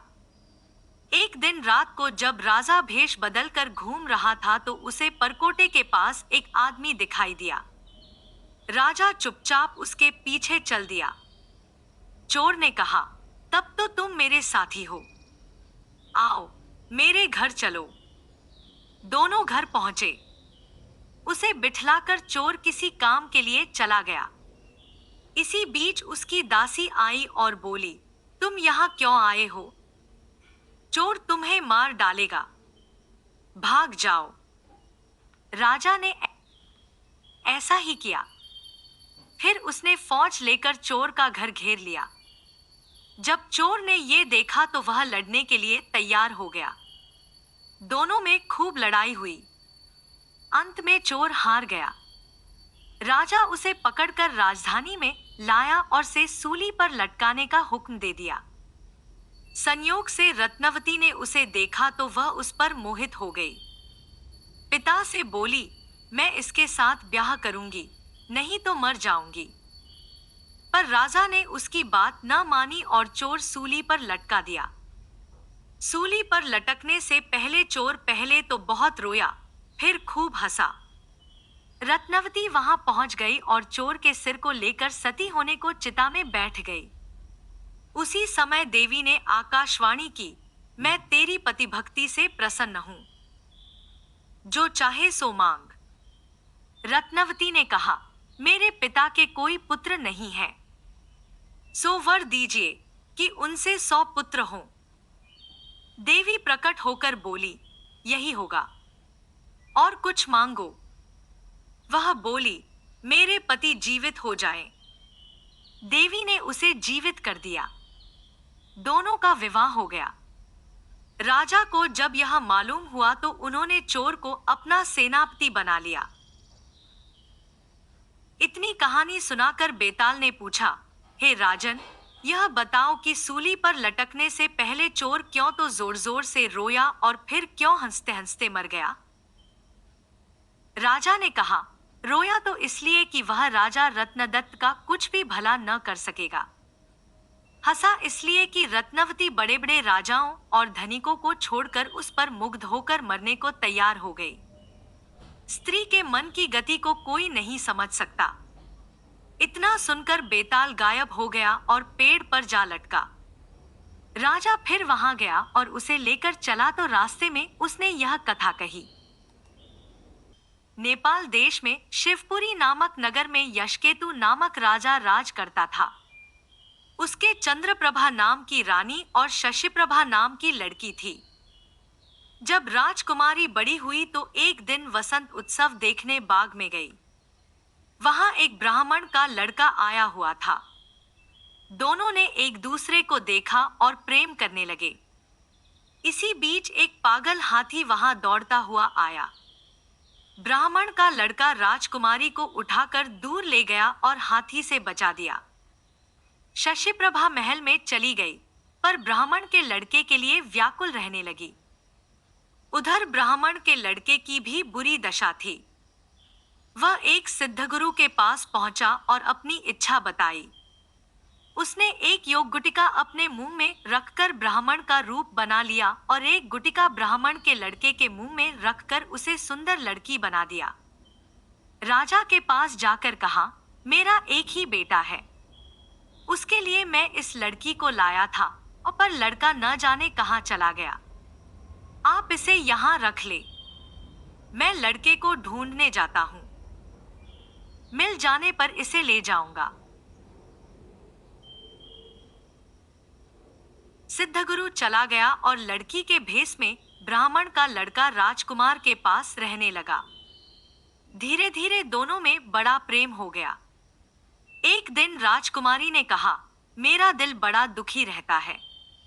एक ब्राह्मण के लड़के ने पागल हाथी से मरे प्राण बचाए थे, मेरा मन उसी में रमा है। इतना सुनकर उसने गुटिका मुंह से निकाल ली और ब्राह्मण कुमार बन गया। राजकुमार उसे देखकर बहुत प्रसन्न हुई। तब से वह रात को रोज गुटिका निकालकर लड़का बन जाता, दिन में लड़की बना रहता। दोनों ने चुपचाप विवाह कर लिया। कुछ दिन बाद राजा के साले की कन्या मृगांक दत्ता का विवाह दीवान के बेटे के साथ होना तय हुआ। राजकुमारी अपने कन्या रूपधार ब्राह्मण कुमार के साथ वहां गई। संयोग से दीवान का पुत्र उस बनावटी कन्या पर रीझ गया। विवाह होने पर वह मृगांक दत्ता को घर तो ले गया, लेकिन उसका हृदय उस कन्या के लिए व्याकुल रहने लगा। उसकी यह दशा देखकर दीवान बहुत हैरान हुआ। उसने राजा को समाचार भेजा। राजा आया। उसके सामने सवाल था कि धरोहर के रूप में रखी हुई कन्या को वह कैसे दे दे। दूसरी ओर यह मुश्किल कि न दे तो दीवान का लड़का मर जाए। बहुत सोच विचार के बाद राजा ने दोनों का विवाह कर दिया। बनावटी कन्या ने यह शर्त रखी कि चूंकि वह दूसरे के लिए लाई गई थी, इसलिए उसका यह पति 6 महीने तक यात्रा करेगा, तब वह उससे बात करेगी। दीवान के लड़के ने यह शर्त मान ली। विवाह के बाद वह उसे मृगांक दत्ता के पास छोड़ तीर्थ यात्रा चला गया। उसके जाने पर दोनों आनंद से रहने लगे। ब्राह्मण कुमार रात में आदमी बन जाता और दिन में कन्या बना रहता। जब 6 महीने बीतने को आए तो वह एक दिन मृगांक दत्ता को लेकर भाग गया। उधर सिद्धगुरु एक दिन अपने मित्र शशि को युवा पुत्र बनाकर राजा के पास लाया और उस कन्या को मांगा। शाप के डर के मारे राजा ने कहा, वह कन्या तो जाने कहां चली गई, आप मेरी कन्या से इसका विवाह कर दें। वह राजी हो गया और राजकुमारी का विवाह शशि के साथ कर दिया। घर आने पर ब्राह्मण कुमार ने कहा, यह राजकुमारी मेरी स्त्री है, मैंने इससे गंधर्वरीति से विवाह किया है। शशि ने कहा, यह मेरी स्त्री है, क्योंकि मैंने सबके सामने विधिपूर्वक ब्याह किया है। बेताल ने पूछा, शशि दोनों में से किसकी पत्नी है? राजा ने कहा, मेरी राय में वह शशि की पत्नी है, क्योंकि राजा ने सबके सामने विधिपूर्वक विवाह किया था। ब्राह्मण कुमार ने तो चोरी से ब्याह किया था। चोरी की चीज पर चोर का अधिकार नहीं होता। इतना सुनना था कि बेताल गायब हो गया और राजा को जाकर फिर उसे लाना पड़ा। रास्ते में बेताल ने फिर एक कहानी सुनाई।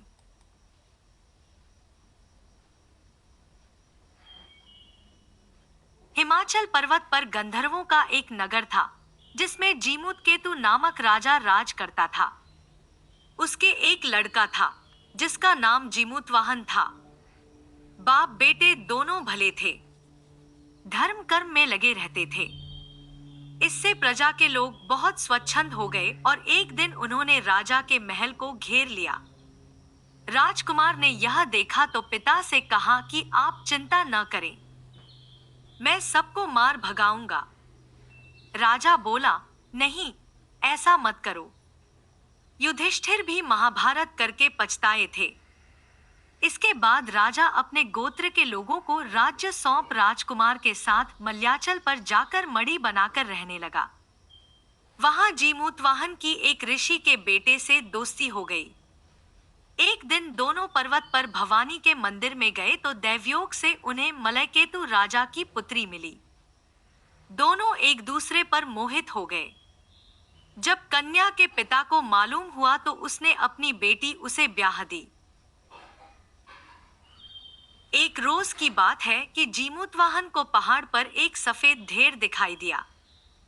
पूछा तो मालूम हुआ कि पाताल से बहुत से नाग आते हैं जिन्हें गरुड़ खा लेता है। यह ढेर उन्हीं की हड्डियों का है। उसे देखकर जीमूतवाहन आगे बढ़ गया। कुछ दूर जाने पर उसे किसी के रोने की आवाज सुनाई दी।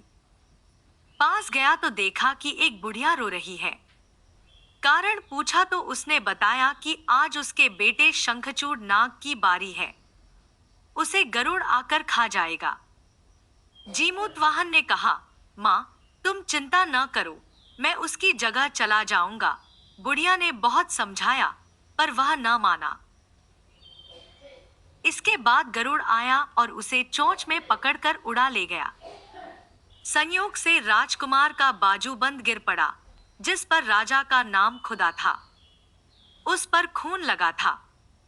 राजकुमारी ने उसे देखा, वह मूर्छित हो गई। होश आने पर उसने राजा और रानी को सब हाल सुनाया। वे बड़े दुखी हुए और जीमूतवाहन को खोजने निकले। तभी उन्हें शंखचूड़ मिला। उसने गरुड़ को पुकार कर कहा, हे गरुड़, तू इसे छोड़ दे, बारी तो मेरी थी। गरुड़ ने राजकुमार से पूछा, तू अपनी जान क्यों दे रहा है? उसने कहा, उत्तम पुरुष को हमेशा दूसरों की मदद करनी चाहिए। यह सुनकर गरुड़ बहुत खुश हुआ। उसने राजकुमार से वर मांगने को कहा। जीमूतवाहन ने अनुरोध किया कि सब सांपों को जिला दो। गरुड़ ने ऐसा ही किया। फिर उसने कहा, तुझे अपना राज्य भी मिल जाएगा। इसके बाद वे लोग अपने नगर को लौट आए। लोगों ने राजा को फिर गद्दी पर बिठा दिया। इतना कहकर बेताल बोला, हे राजन, यह बताओ, इसमें सबसे बड़ा काम किसने किया? राजा ने कहा, शंखचूड़ ने। बेताल ने पूछा, कैसे?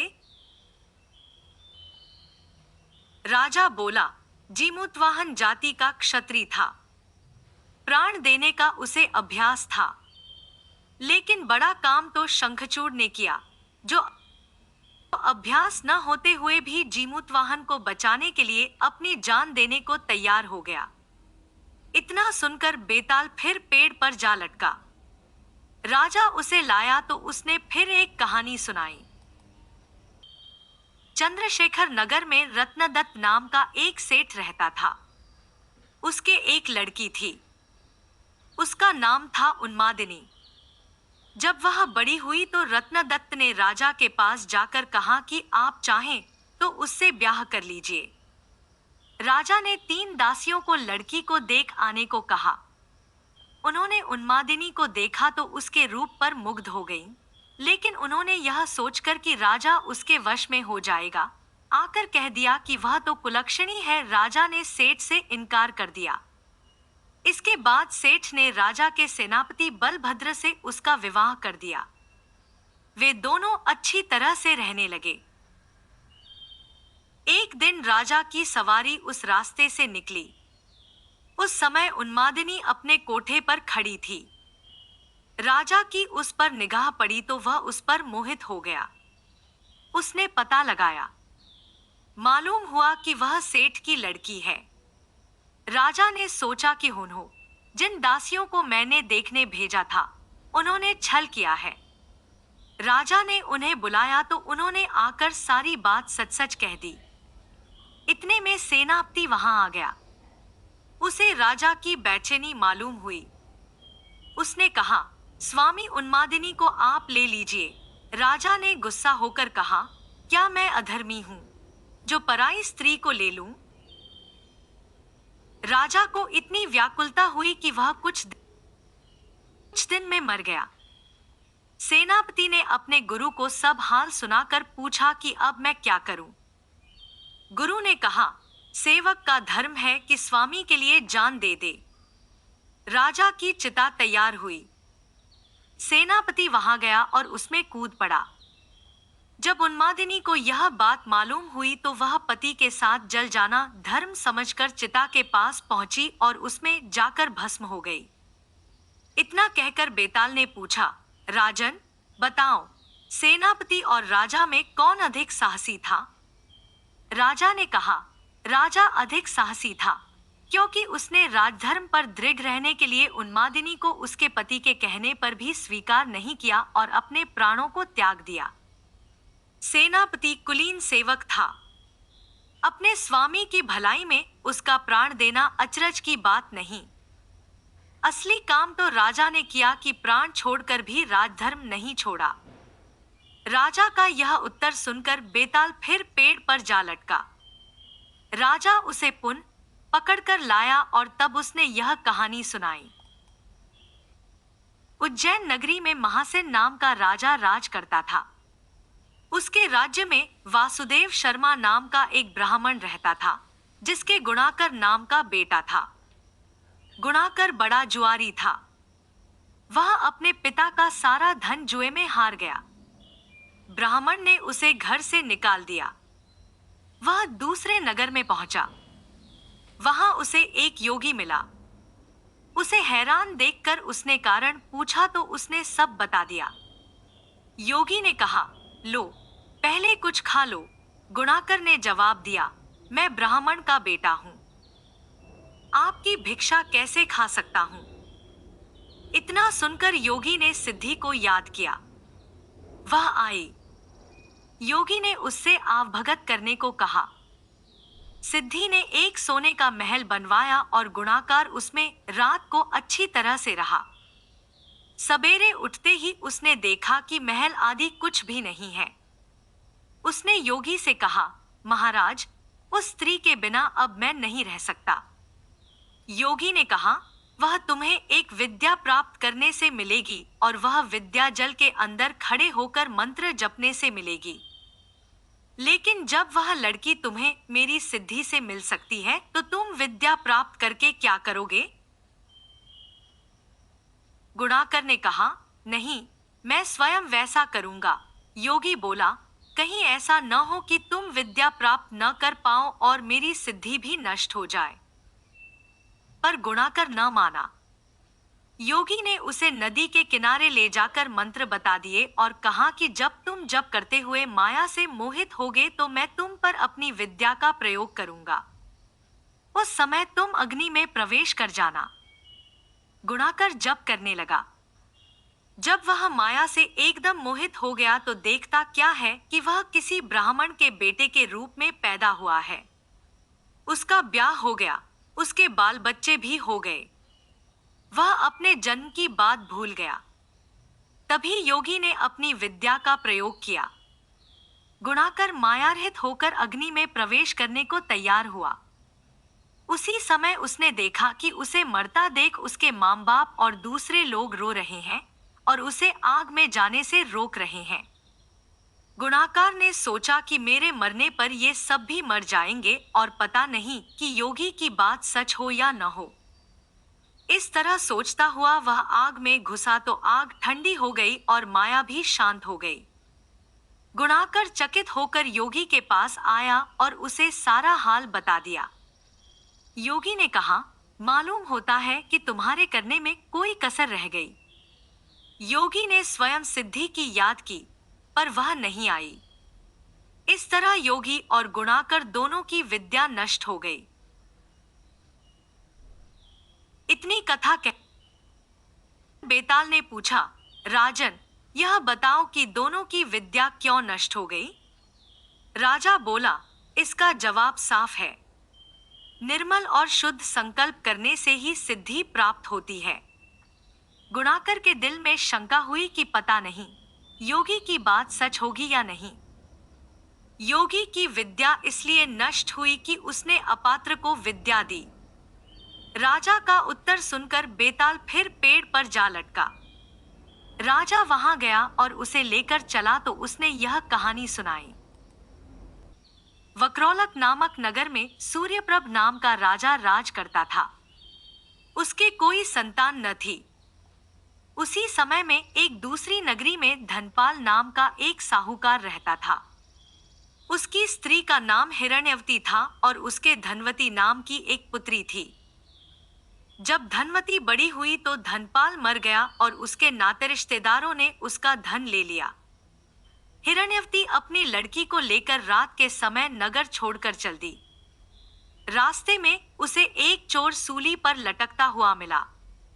वह मरा नहीं था। उसने हिरण्यवती को देखकर अपना परिचय दिया और कहा, मैं तुम्हें 1000 अशर्फिया दूंगा। तुम अपनी लड़की का ब्याह मेरे साथ कर दो। हिरण्यवती ने कहा, तुम तो मरने वाले हो। चोर बोला, मेरे कोई पुत्र नहीं है और निपुते की परलोक में सद्गति नहीं होती। अगर मेरी आज्ञा से और किसी से भी इसके पुत्र पैदा हो जाएगा तो मुझे सद्गति मिल जाएगी। हिरण्यवती ने लोभ के वश होकर उसकी बात मान ली और धनवती का ब्याह उसके साथ कर दिया। चोर बोला, इस बड़ के पेड़ के नीचे अशर्फिया गड़ी हैं, सो ले लेना और मेरे प्राण निकलने पर मेरा क्रियाकर्म करके तुम अपनी बेटी के साथ अपने नगर में चली जाना। इतना कहकर चोर मर गया। हिरण्यवती ने जमीन खोदकर अशर्फिया निकाली, चोर का क्रियाकर्म किया और अपने नगर में लौट आई। उसी नगर में वसुदत्त नाम का एक गुरु था, जिसके मनस्वामी नाम का शिष्य था। वह शिष्य एक वेश्या से प्रेम करता था। वेश्या उससे 500 अशर्फिया मांगती थी। वह कहां से लाकर देता? संयोग से धनवती ने मनस्वामी को देखा और वह उसे चाहने लगी। उसने अपनी दासी को उसके पास भेजा। मनस्वामी ने कहा कि मुझे 500 अशर्फिया मिल जाएं, तो मैं एक रात धनवती के साथ रह सकता हूं। हिरण्यवती राजी हो गई। उसने मनस्वामी को 500 अशर्फिया दे दी। बाद में धनवती के एक पुत्र उत्पन्न हुआ। उसी रात शिवाजी ने सपने में उन्हें दर्शन देकर कहा, तुम इस बालक को 1000 अशर्फियों के साथ राजा के महल के दरवाजे पर रखाओ। मां बेटी ने ऐसा ही किया। उधर शिवाजी ने राजा को सपने में दर्शन देकर कहा, तुम्हारे द्वार पर किसी ने धन के साथ लड़का रख दिया है, उसे ग्रहण करो। राजा ने अपने नौकरों को भेजकर बालक और अशर्फियों को मंगा लिया। बालक का नाम उसने चंद्रप्रभ रखा।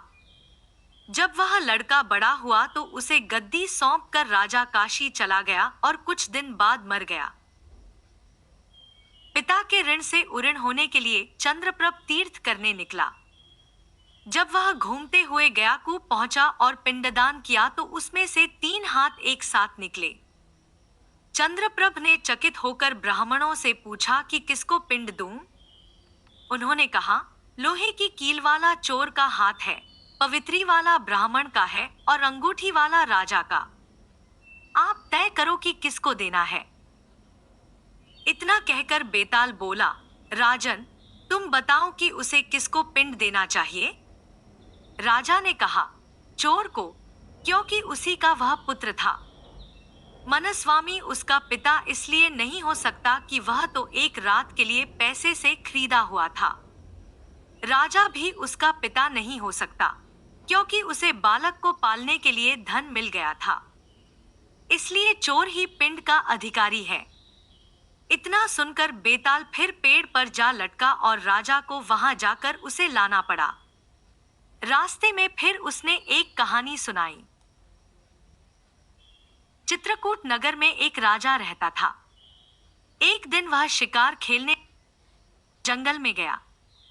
घूमते घूमते वह रास्ता भूल गया और अकेला रह गया। थक कर वह एक पेड़ की छाया में लेटा कि उसे एक ऋषि कन्या दिखाई दी। उसे देखकर राजा उस पर मोहित हो गया। थोड़ी देर में ऋषि स्वयं आ गए। ऋषि ने पूछा, तुम यहाँ कैसे आए हो? राजा ने कहा, मैं शिकार खेलने आया हूँ। ऋषि बोले, बेटा, तुम क्यों जीवों को मारकर पाप कमाते हो? राजा ने वादा किया कि मैं अब कभी शिकार नहीं खेलूंगा। खुश होकर ऋषि ने कहा, तुम्हें जो मांगना हो मांग लो। राजा ने ऋषि कन्या मांगी और ऋषि ने खुश होकर दोनों का विवाह कर दिया। राजा जब उसे लेकर चला तो रास्ते में एक भयंकर राक्षस मिला। बोला, मैं तुम्हारी रानी को खाऊंगा। अगर चाहते हो कि वह बच जाए तो 7 दिन के भीतर एक ऐसे ब्राह्मण पुत्र का बलिदान करो जो अपनी इच्छा से अपने को दे और उसके माता पिता उसे मारते समय उसके हाथ पैर पकड़े। डर के मारे राजा ने उसकी बात मान ली। वह अपने नगर को लौटा और अपने दीवान को सब हाल कह सुनाया। दीवान ने कहा, आप परेशान न हो, मैं उपाय करता हूँ। इसके बाद दीवान ने 7 बरस के बालक की सोने की मूर्ति बनवाई और उसे कीमती गहने पहनाकर नगरनगर और गांव-गांव घुमवाया। यह कहलवा दिया कि जो कोई 7 बरस का ब्राह्मण का बालक अपने को बलिदान के लिए देगा और बलिदान के समय उसके माँ बाप उसके हाथ पैर पकड़ेंगे, उसी को यह मूर्ति और 100 गांव मिलेंगे। यह खबर सुनकर एक ब्राह्मण बालक राजी हो गया। उसने माँ बाप से कहा, आपको बहुत से पुत्र मिल जाएंगे। मेरे शरीर से राजा की भलाई होगी और आपकी गरीबी मिट जाएगी। माँ बाप ने मना किया, पर बालक ने हट करके उन्हें राजी कर लिया। माँ बाप बालक को लेकर राजा के पास गए। राजा उन्हें लेकर राक्षस के पास गया। राक्षस के सामने माँ बाप ने बालक के हाथ पैर पकड़े और राजा उसे तलवार से मारने को हुआ। उसी समय बालक बड़े जोर से हंस पड़ा। इतना कहकर बेताल बोला, हे राजन, यह बताओ कि वह बालक क्यों हंसा? राजा ने फौरन उत्तर दिया, इसलिए कि डर के समय हर आदमी रक्षा के लिए अपने माँ बाप को पुकारता है। माता पिता न हो तो पीड़ितों की मदद राजा करता है। राजा न कर सके तो आदमी देवता को याद करता है। पर यहाँ तो कोई भी बालक के साथ न था। माँ बाप हाथ पकड़े हुए थे। राजा तलवार लिए खड़ा था और राक्षस भक्षक हो रहा था। ब्राह्मण का लड़का परोपकार के लिए अपना शरीर दे रहा था। इसी हर्ष से और अचरज से वह हंसा। इतना सुनकर बेताल अंतर्धान हो गया और राजा लौटकर फिर उसे ले आया। रास्ते में बेताल ने फिर कहानी शुरू कर दी। विशाला नाम की नगरी में पद्मनाभ नाम का राजा राज करता था। उसी नगर में अर्थदत्त नाम का एक साहूकार रहता था। अर्थदत्त के अनंगमंजरी नाम की एक सुंदर कन्या थी। उसका विवाह साहूकार ने एक धनी साहूकार के पुत्र मणिवर्मा के साथ कर दिया। मणिवर्मा पत्नी को बहुत चाहता था, पर पत्नी उसे प्यार नहीं करती थी। एक बार मणिवर्मा कहीं गया। पीछे अनंगमंजरी की राजपुरोहित के लड़के कमलाकर पर निगाह पड़ी तो वह उसे चाहने लगी। पुरोहित का लड़का भी लड़की को चाहने लगा। अनंगमंजरी ने महल के बाग में जाकर चंडी देवी को प्रणाम कर कहा, यदि मुझे इस जन्म में कमलाकर पति के रूप में न मिले तो अगले जन्म में मिले। यह कहकर वह अशोक के पेड़ से दुपट्टे की फांसी बनाकर मरने को तैयार हो गई। तभी उसकी सखी आ गई और उसे यह वचन देकर ले गई कि कमलाकर से मिला देगी। दासी सवेरे कमलाकर के यहाँ गई और दोनों के बगीचे में मिलने का प्रबंध कराई। कमलाकर आया और उसने अनंगमंजरी को देखा। वह बेताब होकर मिलने के लिए दौड़ा। मारे खुशी के अनंगमंजरी के हृदय की गति रुक गई और वह मर गई। उसे मरा देखकर कमलाकर का भी दिल फट गया और वह भी मर गया। उसी समय मणिवर्मा आ गया और अपनी स्त्री को पराये आदमी के साथ मरा देखकर बड़ा दुखी हुआ। वह स्त्री को इतना चाहता था कि उसका वियोग न सहने से उसके भी प्राण निकल गए। चारों ओर हाहाकार मच गया। चंडी देवी प्रकट हुई और उसने सबको जीवित कर दिया। इतना कहकर बेताल बोला, राजन, यह बताओ कि इन तीनों में सबसे ज्यादा विराग में अंधा कौन था? राजा ने कहा, मेरे विचार में मणिवर्मा था, क्योंकि वह अपनी पत्नी को पराये आदमी को प्यार करते देखकर भी शोक से मर गया। अनंगमंजरी और कमलाकर तो अचानक मिलने की खुशी से मरे। उसमें अचरज की कोई बात नहीं थी। राजा का यह जवाब सुनकर अब बेताल फिर पेड़ पर जा लटका और राजा को वापस जाकर उसे लाना पड़ा। रास्ते में बेताल ने फिर एक कहानी कही। कुसुमपुर नगर में एक राजा राज्य करता था। उसके नगर में एक ब्राह्मण था जिसके 4 बेटे थे। लड़कों के सयाने होने पर ब्राह्मण मर गया और ब्राह्मणी उसके साथ सती हो गई। उनके रिश्तेदारों ने उनका धन छीन लिया। वे चारों भाई नाना के यहाँ चले गए, लेकिन कुछ दिन बाद वहां भी उनके साथ बुरा व्यवहार होने लगा। तब सबने मिलकर सोचा कि कोई विद्या सीखनी चाहिए। यह सोच करके चारों 4 दिशाओं में चल दिए। कुछ समय बाद वे विद्या सीख कर मिले। एक ने कहा, मैंने ऐसी विद्या सीखी है कि मैं मरे हुए प्राणी की हड्डियों पर मांस चढ़ा सकता हूँ। दूसरे ने कहा, मैं उसके खाल और बाल पैदा कर सकता हूँ।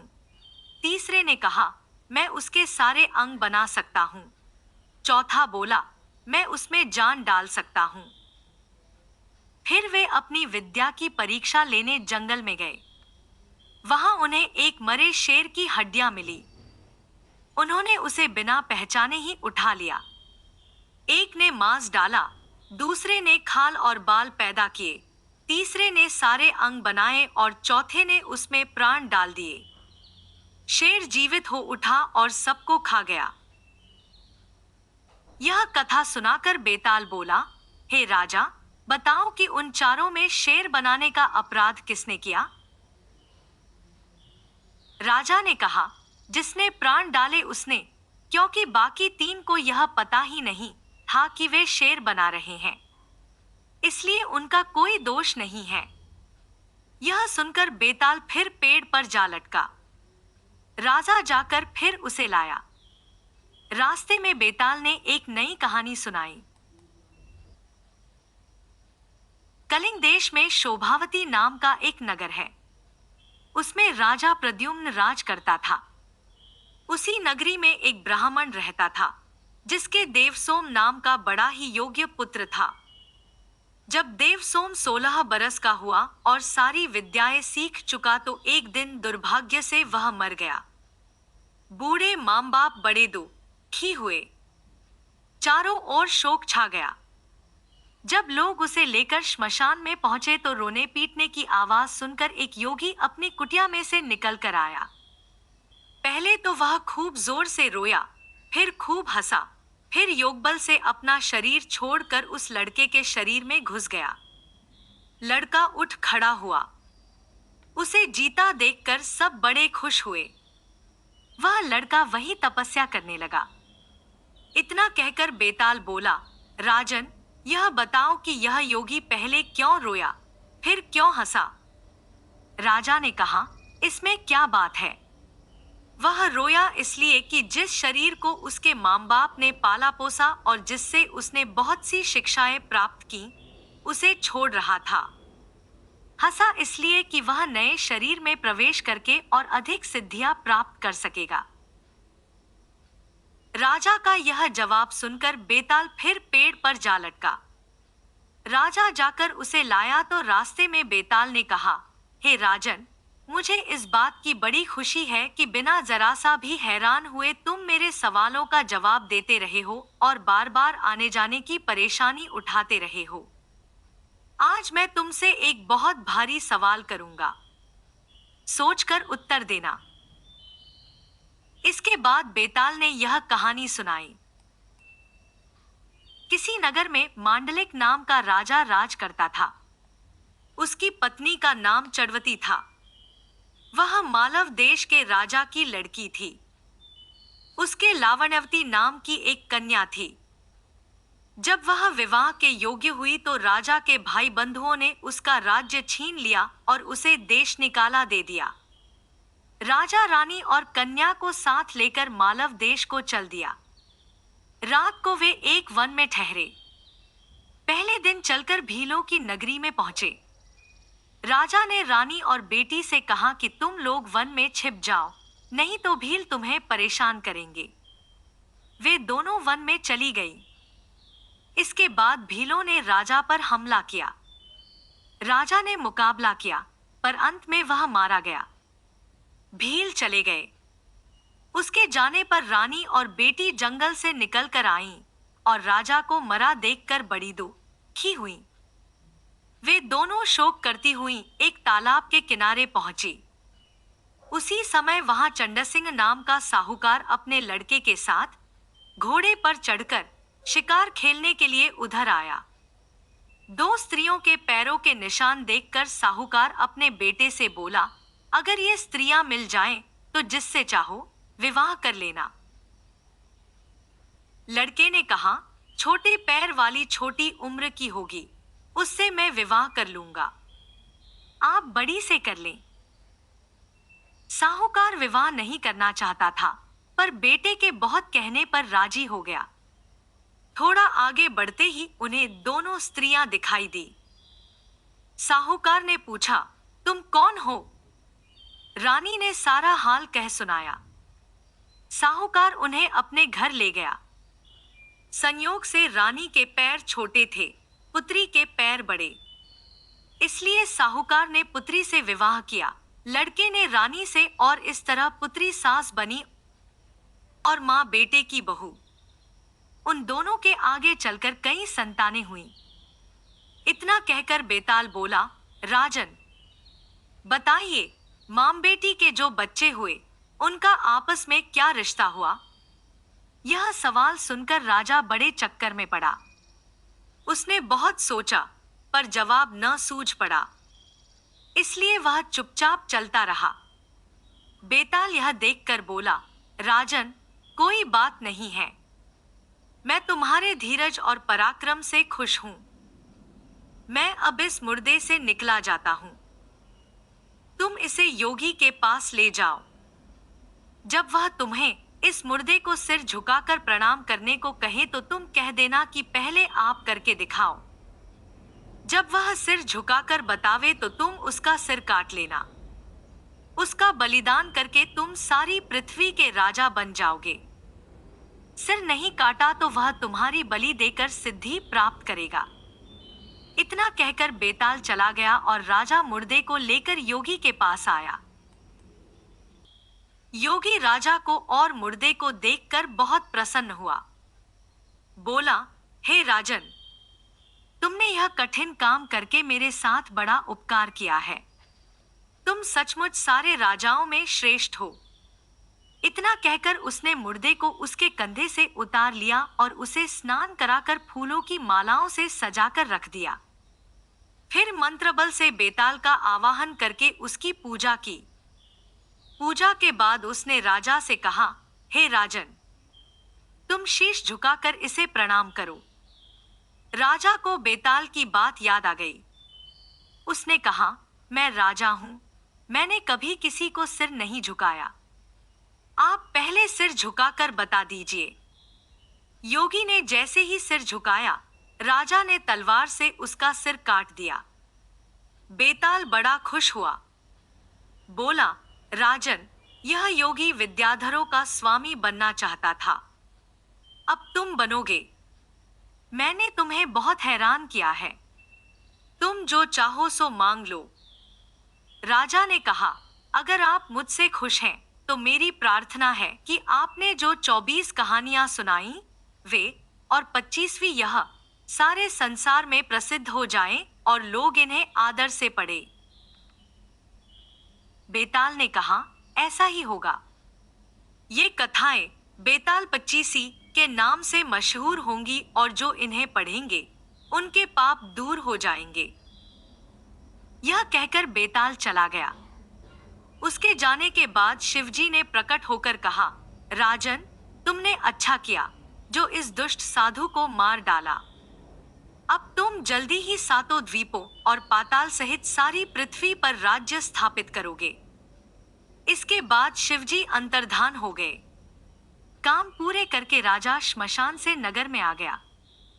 कुछ ही दिनों में वह सारी पृथ्वी का राजा बन गया और बहुत समय तक आनंद से राज्य करते हुए अंत में भगवान में समा गया।